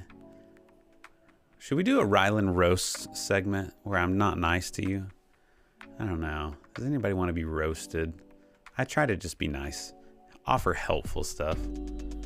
Some people would probably want to be roasted, where I'm just... If you wanted to be roasted, I'd have to bring my pastor in here. He'd be good at that. I say that in love, Clayton. Oh. Pull this up here. All right, friends. It's tough running the show and being the host and everything and managing this all. Flannel Night in the house. Hey, yo, late to the party. Working today. Oh, cool, Larry. You live out there. Well, maybe you should go run camera there for Drake. That might be fun. That'd be a cool experience. Bobby says, "I'm so down to get roasted." That's funny. A voluntary roast would be funny. A roast stream would be so fun. Okay, all right. I mean, it would have to be like, I can't do this one. It'd have to be like, you guys know ahead of time that I'm gonna roast you for sure. The struggle is like, these are, who knows? It's the production guy or the worship leader that's like, yeah, roast us. And then I'm like roasting some worship leader who like didn't volunteer to be roasted. And the production guy submitted it, you know, and I'm like, I don't know, like talking bad about some drummer and some worship leader, and that's the production guy's wife, and she's crying. Anyways, I don't know. I mean, we gotta have thick skin. If we can't laugh at ourselves, we won't survive leading worship. So, oh gosh, Isaac said he'd get our whole worship and production department to tune in. So be ruthless. Oh my gosh, that would be funny. All right, well, we're just gonna pop into these live stream reviews and just go down the list. And if I get rickrolled, I get rickrolled.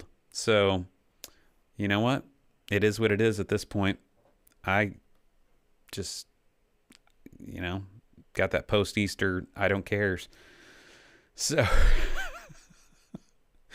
let's just see what happens here. I should pull that form into a separate window, though, so I can read these. New tab, no new window.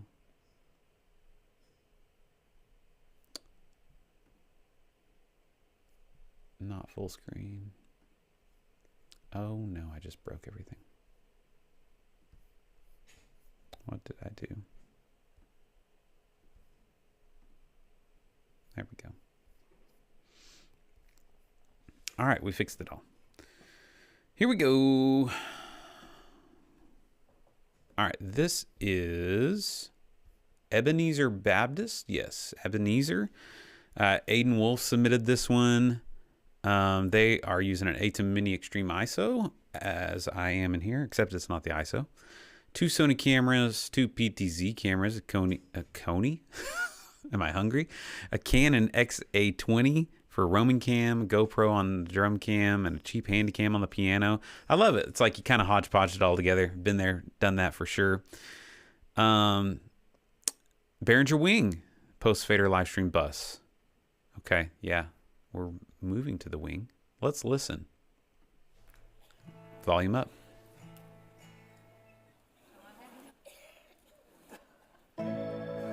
Hold on. Did y'all hear that? Let's go back. Listen. Let's worship.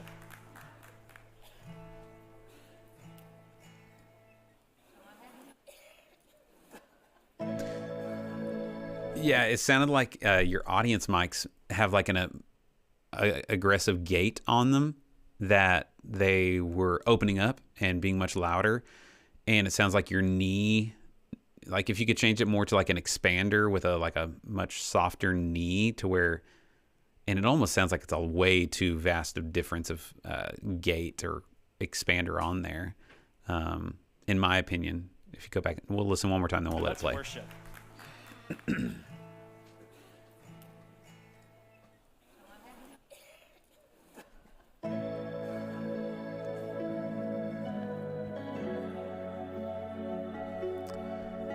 Andrew, if you want to submit, the only way you're going to get to the front of the line is by a super chat of $10. That's the fast pass fee. But yeah, you can always submit.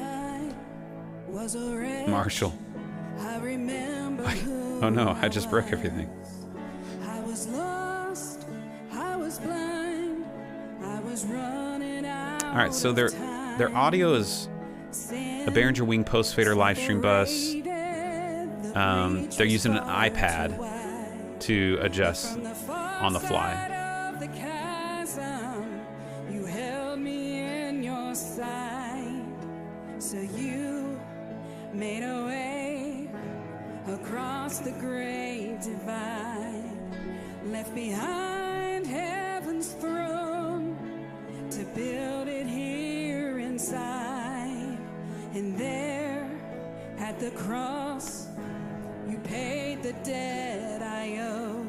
I broke my chains, freed my soul. For the first time I had hope. Is it auto-focusing? Trying? On her face, maybe? If it's locked off, I wouldn't use autofocus. It may not have been. Of course, somebody comes and stands in front of your locked off shot.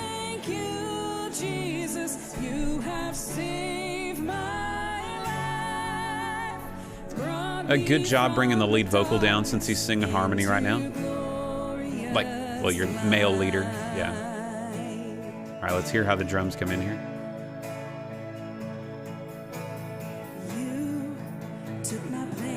Or not. I thought they would come in there on verse 2. Oh, I went too far.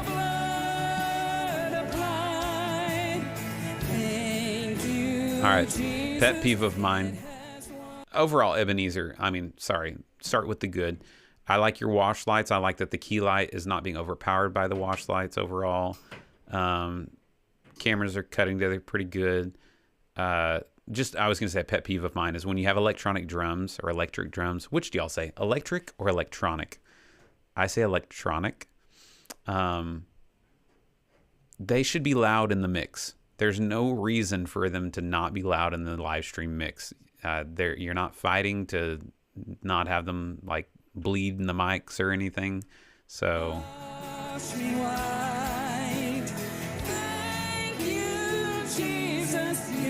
it's just real vocal heavy.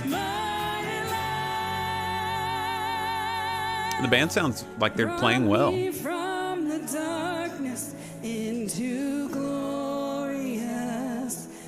Skin tones might be a little purpley, like almost like your front light is RGBW.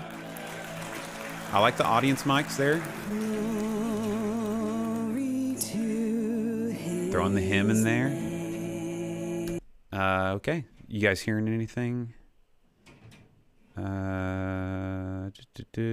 I do this often? Would love to have ours reviewed at some point. Yeah, Elijah, I do this every month with a different expert in our field. So just, hit that bell, hit that notification bell. You'll be notified. Also, if you're not a subscriber to the email list, that's where you find out about it first. So, you can get on that as well. Yes, sir. Good job, Ebenezer. It's a fun name for a church.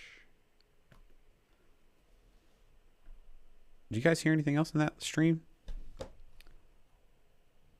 I guess the YouTube stream is about 30 seconds behind me. Sorry. I don't have it on ultra low latency. That's my bad, y'all. All right, we're going to go ahead and go to our next one here.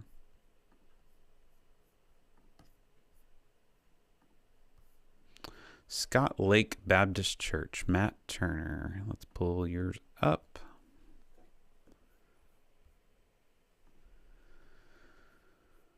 Oh, glory to his name. Here we go.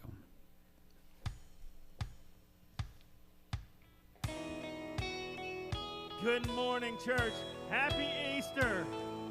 Let's stand together and spend some time in worship together this morning. Okay, so you're superimposing, like, picture in picture the projection screen just up there in the middle where it looks like a big projection screen. Let no one caught in sin remain. By the lie of inward shame, we fix our eyes upon the cross and run to him who showed great love and blessed for us. Freely you bless for us. Man, I haven't heard this song in a minute. Christ is risen from the dead, trampling over death by death. Come away, come and rise. I don't know how I feel about the picture in picture there. I mean, if this is your only camera you have and you're just, you're just locked off on a balcony shot with that. Let's see if we ever go to anything else. Okay, so you zoom in there. I mean, you're covering up your big cross with it. I do like that you're zooming in there for that. For me, if you've been around the channel for a minute, I'm not a fan of the bird's eye view perch on the balcony shots. It just screams to me like you're a fly on the wall watching this live stream. You're not in the room with us. You're not experiencing this with us. You're watching us do church. So that's kind of my thought on that. If you can bring the camera down to floor level, that's gonna just feel more like I'm there. So it might be a pain to run cable, that kind of stuff, but in the end it'll be worth it.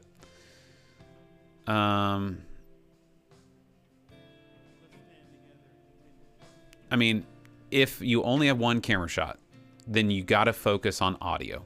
Audio has to be awesome to make me stick around. Like it needs to be really, really good. And that's okay if you only have one shot, if audio is really good. So it feels like a board mix. The band seems like they know their parts, they know what they're doing. It doesn't sound bad at all. I just feel like it's, I don't know if you have room mics or not.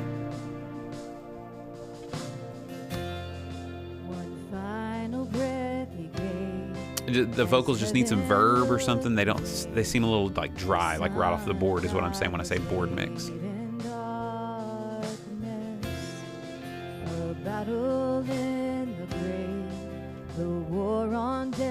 Anyways, those are some thoughts that I can give you. I mean, when you go to preach, I like that you're bringing it in. Understanding, first of all, a first cause. It aligns See, with I'm also like not a huge fan of like on your main shots, you got this wash light like right behind them. I don't know. It's not bad, but my eye just wants to focus on that. The universe's constants, things like the strength of gravity, the proton to electron mass ratio, and all of those things that are set. Pretty roomy sounding mic. Of our universe that we can see. They are I'd rather it be live sounding though than direct. I like that better than the vocalist. Science. Anyways, those are my random thoughts. You guys hearing anything? Yeah, mono. Mm-hmm. Good thoughts. Good thoughts in there, Flannel Knight. Yeah, good stuff there. Nobody's feeling the urgency like they want theirs reviewed. We're going to Compass Community next. Oh, look out. Thank you. My boy Marshall. You just beat it. You're up next now. Come on. All right, Marshall. Let's go find yours. If you guys don't follow Marshall's channel, you should go check it out here on YouTube. He does some tech stuff, worship tech stuff. Marshall actually, they purchased our old EV line array system and put it in their church down in Texas. So happy to have it being used. That was such a good system for us. I loved it. Did you recently submit? Let's see. Yeah, there you are. Very recently. You only have 2 PTZ optics. Okay. Oh, GH5 also. And a Blackmagic G1. What's a Blackmagic G1? And then for audio, they do have an Avantis with Dante 2 and SQ5 for broadcast. No waves at this point. So let's pull up FPC Beaumont. Come on, friend.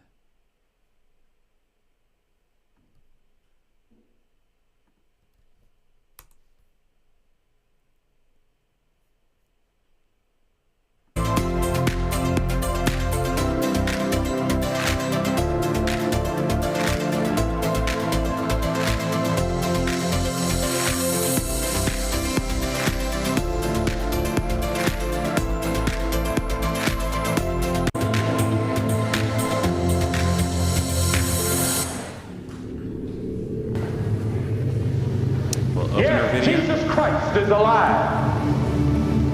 He rose from the dead, and that day, that Easter Sunday morning, that first Easter, they Billy saw Graham. the angel sitting there.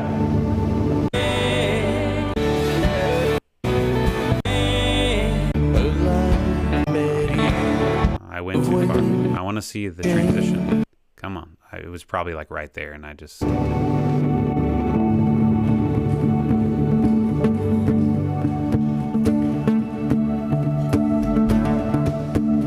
I was buried beneath my shame. Who could carry that kind of weight? Classic. It was my tomb till I met you. I was breathing but not. How are y'all encoding your live stream? All my fears I tried to hide. It was my doom till I met you. Nice. You called my name and I ran out of that grave. Out of the darkness into your glorious day. You called my name and I ran out of that grave. All right, Marshall. Stage is looking great. My opinion is that you should be center stage if you're the worship leader, to be able to be engaged and lead the congregation. And if you don't have the ability because you're moving stuff, or it's like kind of your pastor would have to move things around, like you'd have to move your pedal board and stuff. I get that. I don't know. It feels weird to me to have you way over on off to the side if you're the main worship leader on most of the service. Just a thought. I like that you were strategic about getting your lighting specifically in the right areas there. Your drummer needs a little love in the cage. If you can add some light from the top down somehow. Yeah, that's a good looking shot. I don't know if it's just me watching here, but I feel like the sync isn't quite right on lip sync. So, and that may be your PTZ optics may have less frames of delay than like your GH5. Like I think the GH5 has like 5 frames out of the HDMI, and the PTZ optics may only have like 2. So that might start getting a little tough to match. That starts to get a little quirky, you know, whenever you're trying to throw those things together.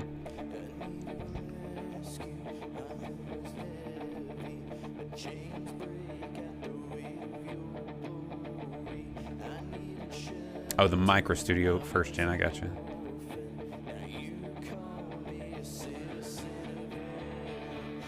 Oh, Subsplash, yeah. Oh, you had 4 different singers that day, okay. Your worship pastor is actually the guy in black. Where's he at? Over on the other side? I forget, you're the tech guy. What am I talking about? I don't know your official title, actually, I guess.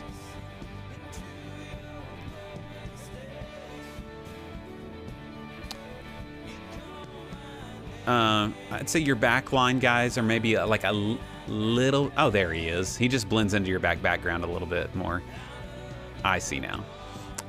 Your backline guys next to the drums maybe disappear on some of these camera shots a little more. Maybe in person they're not quite as disappearing. Let's listen a little bit.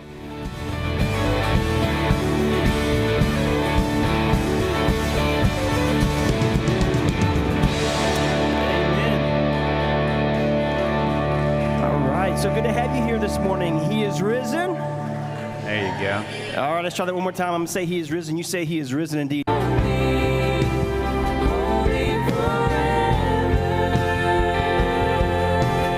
Your LED tape stuff looks really good. Honestly, the Avantis mix is sounding good.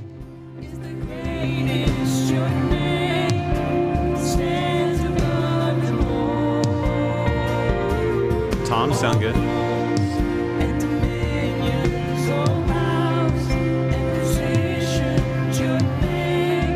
hear that snare. I would say maybe the guitars might be a little loud. You know, they're overpowering the vocals a little here. What do you think?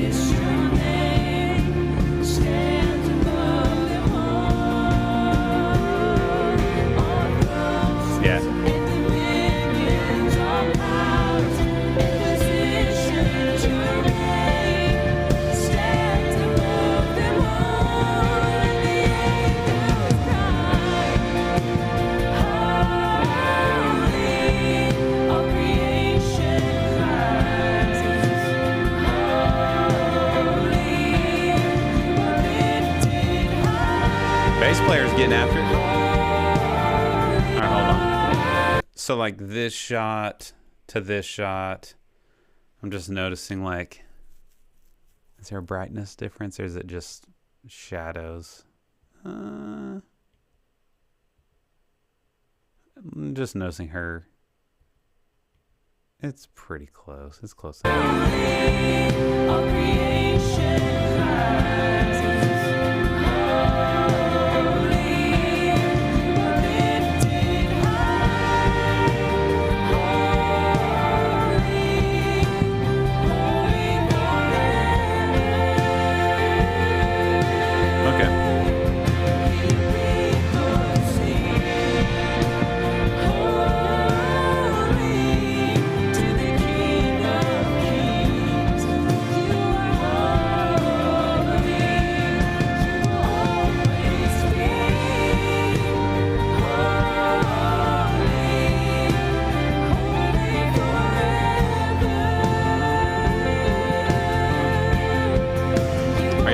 Tracks at all?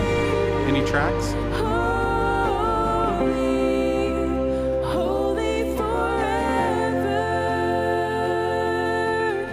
It's a good looking shot. You will always be holy. All right, let's look at Preach.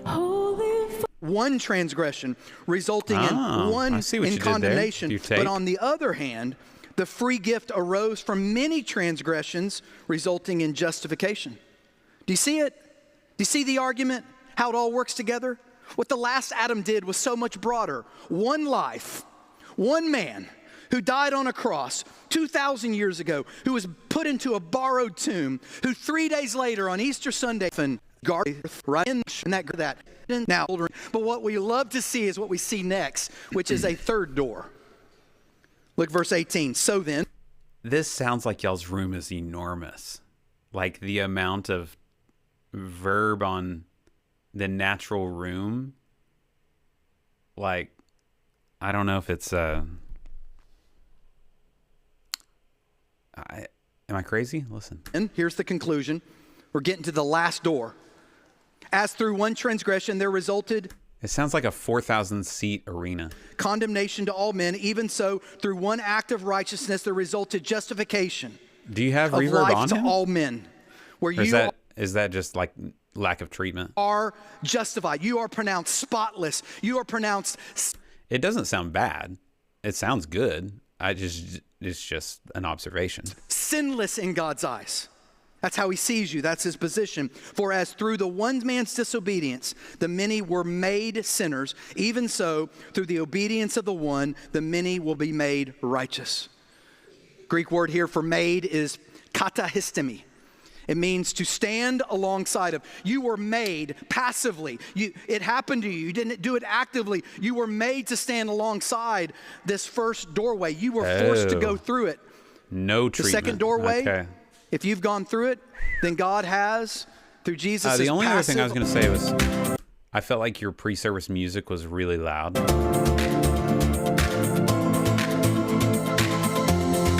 Jesus Christ is alive. That was the only thing. I noticeably, like, I feel like your stream was a little bit louder than a lot of other people's that we've listened to today. So, especially that intro music. And I would think that like typically in a concert or something like that, you'll even do it the other way, where it's like you make the intro music kind of like lo-fi-ish and not as quite as loud, so that way when the music starts it sounds good. It sounds like, oh, here comes the band. That's a trick I heard once. So just a thought. I used to do that a lot on our intro music. I would like high pass, low pass everything on those outputs of the intro music from Soundstripe. That way whenever we started the service, it was like, oh, something's nice is happening. Just a thought there. All right, man. You guys are doing great. Proud of you. It's really good. Really good.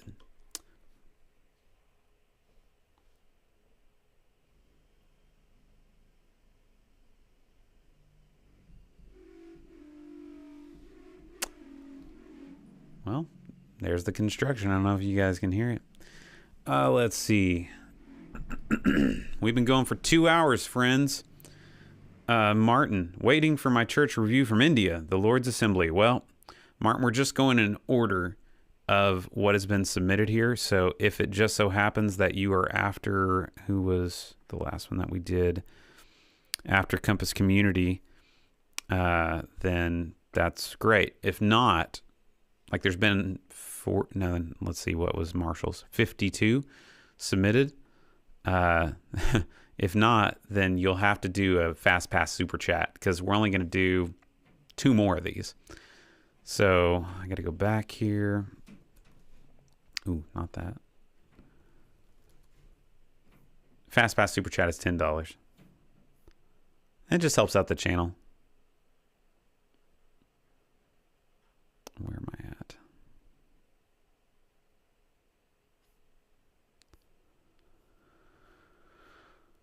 Oh, glory to his name.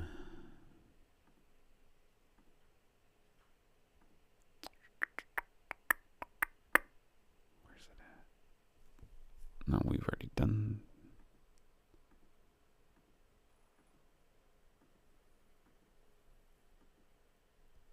I'm confused.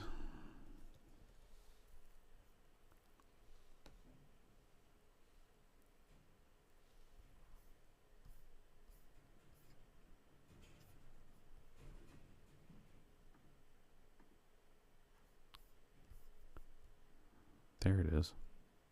I hadn't gone back far enough. Solid Rock Apostolic Church.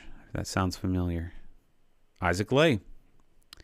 Isaac, you've been around for a minute. I feel like we've reviewed yours a couple times.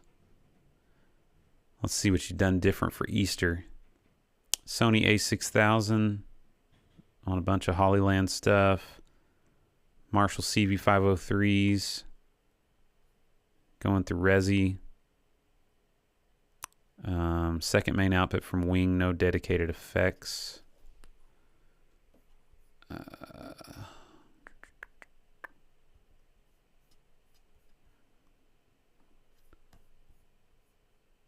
He's still there, Isaac.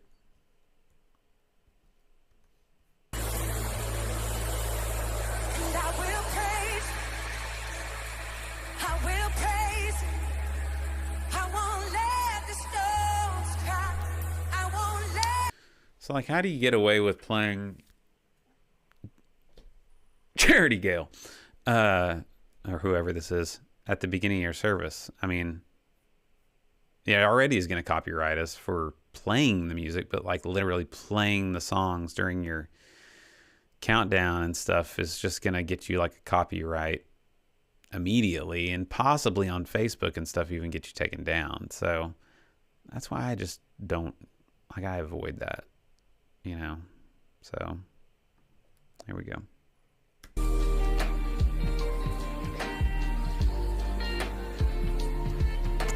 Thanks, Dustin. Yeah, they're going and blowing right now. Good morning, Solid Rock. Welcome to church. Happy Easter. Did you come in ready to worship today?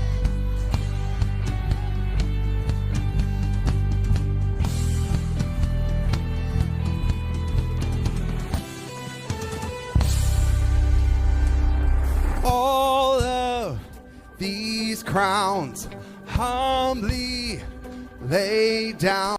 All right, so first thing I would do, Isaac, is, you know, I love that you went to him out of this intro. Solid Rock, welcome. Hey, Solid Rock, you ready to worship? Happy Easter, blah, blah, blah. But then during this whole intro, we just sat on him and watched him pull out his phone and get ready to probably read a scripture or, you know, do something like go to other cameras. Show the instrumentalist, show something else happening. It's just awkward as a viewer. You're like, and I also, if I'm new and I'm checking you out for Easter, I mean, go to a wide shot, establish the room for me, show me where I'm going to be living in. I found there's no other worthy. You are holy, so we raise this sound. Spirit, come now. Our hearts cry out loud. There's no other worthy. It looks like your Sonys are trying to pull focus on that LED wall. You are holy, so rest on this praise. Give us this day what we need to sustain. All of the earth shouts aloud to proclaim. There's no other name forever reign. Thy kingdom come, rest on this praise. Give us this day what we need to sustain. Let's go. All of the earth shouts aloud to proclaim. There's no other name forever reign. Sing thy kingdom come.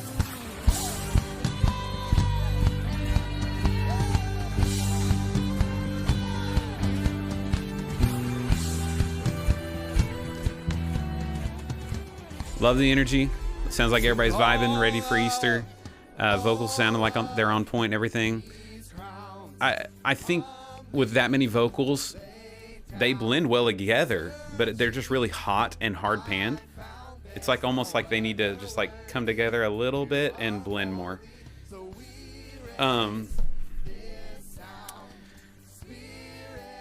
Like, I'm not a fan of that like pan across to try and get all your team in it.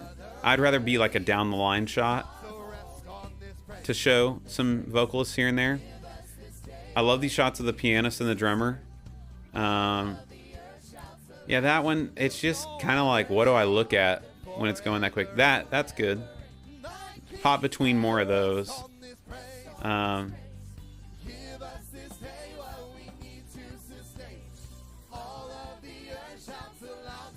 That LED bar doesn't look level at the top. It maybe was. I don't know. Are you ready for the Spirit of God to come down in this place? Would you lift up your voice? All right, let's listen for another minute. You guys tell me what you hear.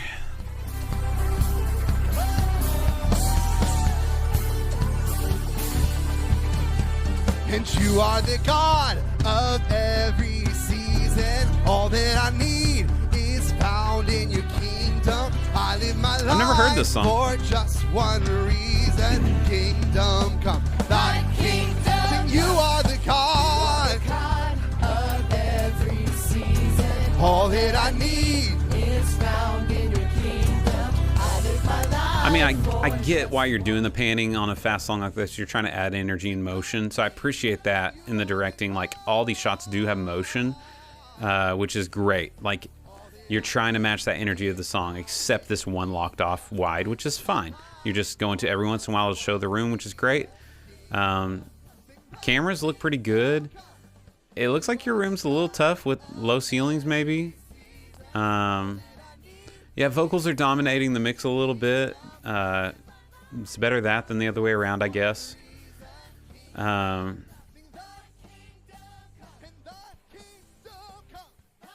Even with the Hollyland stuff, it looks like you've been able to find a... Oh, no, I just noticed it there. Latency.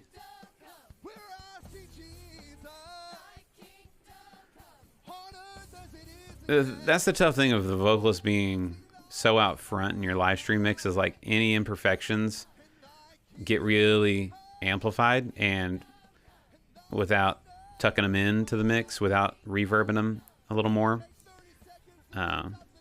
you know, it's fine.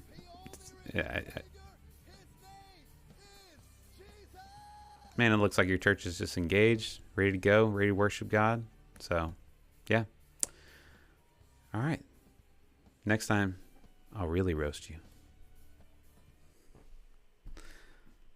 What did I say? 2 more? Next.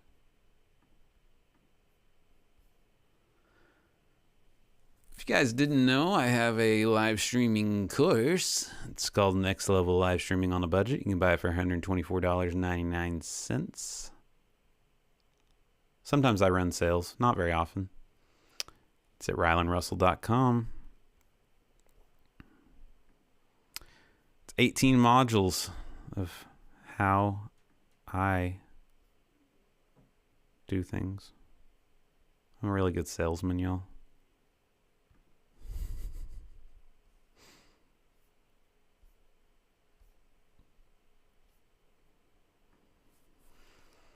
If you submit a Facebook link, I'm not reviewing it.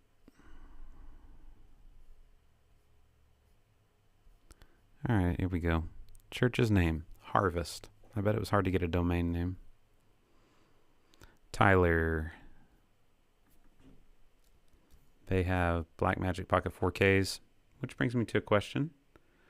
Ethan asks, what do you think of Blackmagic Pocket cameras? I hate them. No, actually, Blackmagic Pocket cams, I have a dedicated video on my channel. If you look for Blackmagic Pocket camera versus the GH5, full breakdown of my thoughts on them. They're great cameras. I mean, their strengths are definitely their workflow with an ATEM. If you're someone who cares about being able to control the camera from the UI of the ATEM, that's great. We don't do that. They have awesome picture quality with the built-in log profile that you can throw LUTs into. That's solid. The other benefit that I would say is they have very low latency. Not very low. They have low latency out of the HDMI output of a Pocket 4K. Speaking of that HDMI, it is 1080p only out of that, so you can't go 4K with these, which is a downside. If you want that, you're going to have to go to the G2 micros, which have 12G SDI, or something else. Which is why we are all Panasonic. Like, you're looking at a Panasonic S5 II here with a 50mm 1.8. and a Panasonic S5 II with a Canon EF 1.8 and a Panasonic GH5 and a really old camera at this point, really, with a 12 to 35 f2.8. And the reason I like these in our live stream setting and for things like this is they're not going to overheat, which Blackmagics don't either. Full-size HDMI, Blackmagic has that as well. What they don't have, or what they do have that Blackmagic doesn't has, I can't talk anymore, is that it has built-in sensor stabilization. So for handheld stuff, the combination of glass stabilization and sensor stabilization, it makes it where hand holding these things makes for great footage. You don't have any micro jitters from stuff like you would with the Pocket 4Ks. You can watch the full video on my channel about that. And like with these cameras right here, the dynamic range thing is kind of solved because with Vlog, you now have a log profile that you can throw LUTs into. So like I'm using the Tyler Stallman LUT on these right here. It's pretty good to bring back that contrast and saturation. Maybe I should do a video about that. Like, is running log live with a live LUT worth it? Because we used to just run natural profile and I was happy with that too. So I don't know if you guys think that would be interesting. Let me know. I mean, yeah, or the Studio G2. Yeah, but that's not like a pocket form. That's not like a handheld form. That's what I was saying. Okay. Last one. We can do this, guys. They run an X32. We run an X32 as well. I remember when we had an M32. I liked it. All right, we can push through. We got this. Watch, there's probably only like 5 of y'all left. What do we got? 39. All right, guys, let's go ahead and review this live stream. We're checking out Harvest Church. All right, hopping in. Here we go. Let's see what they're working with. Why Jesus? Why all the talk of crucifixions? Is and this the reverse? Are they going to reverse the idea that? Well, happy Easter harvest if you haven't already. Why don't y'all stand to your feet and let's give God praise this morning. It's very loud. All right, so your live stream is too loud, like it's overdriving it. Praise the Lord, oh my soul. Praise the Lord, oh my soul. I'll praise in the valley and praise on the mountain. Yeah, I was just looking at the stats for nerds things. It says it's over by like 3, but I mean, that's not really what I'm concerned about. It almost seems like it's clipping stuff before. And if you're running things on an X32 into an ATEM, it says you do some stuff in Ableton with waves as well. I don't know. You do. I'm not sure where the gain structure is wrong, but something's. So we're gonna just turn that down because I can't really give you much feedback on the audio mix because it's just kind of distorted. But camera-wise, white balance looks pretty good on him. Exposure looks pretty good considering what you're battling there. Yeah, I like that way you've backlit that curtain. I mean, the choir probably could use some light. So they're not full silhouette. I mean, I don't know if they're full silhouette the whole time, but lyrics, I like all caps personally. Love the energy your team's bringing. Love the vocalists they're worshiping. Congregation, if you can get some light on them, that would kind of help extend the look out into the room. Drummer needs some light a little bit. I thought I saw some light on them. Maybe in the next song we'll see. Yeah, there is a little bit of light on the drummer, not much. Yeah, I see it right there. It's on the drums though. It's not on the drummer.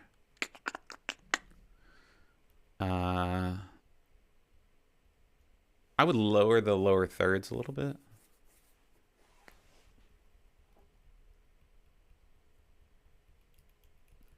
And it doesn't appear that we have like a actual wide shot to show the room. Maybe that would be handy.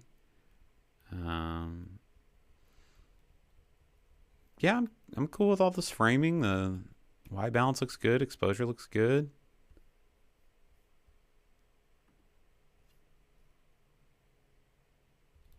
Yeah, he looks great. Follow cam. That's tough when they get way out of the light like that. Get excited. You got to try and get that even wash across the stage for them. It's tough. We battle it too. Just as they start walking around, it changes. It's not the end of the world. I like this little bug right here, the unstoppable savior that you threw on there. Is that on there the whole time though? Might be a little large, but we do the same thing. Ours is kind of large too. I kind of like that. I don't know if I like it the whole time, but wait, it's different there. Unstoppable's the stuff, but then Unstoppable Savior's like the title. Yeah, there you go. Is he controlling? It looked like almost like he was controlling the slides. Boop. No. Alrighty. We did it, y'all. We did it. We did it. We did it. Yeah. Micah, you should check out ours. Well, maybe next time. We are done. We cooked, bro.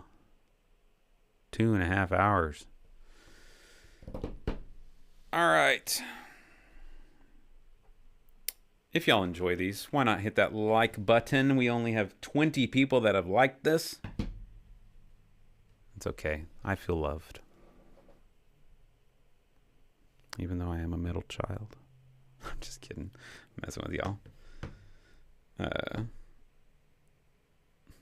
Lots of good comments in the chat today. Appreciate you guys, seriously.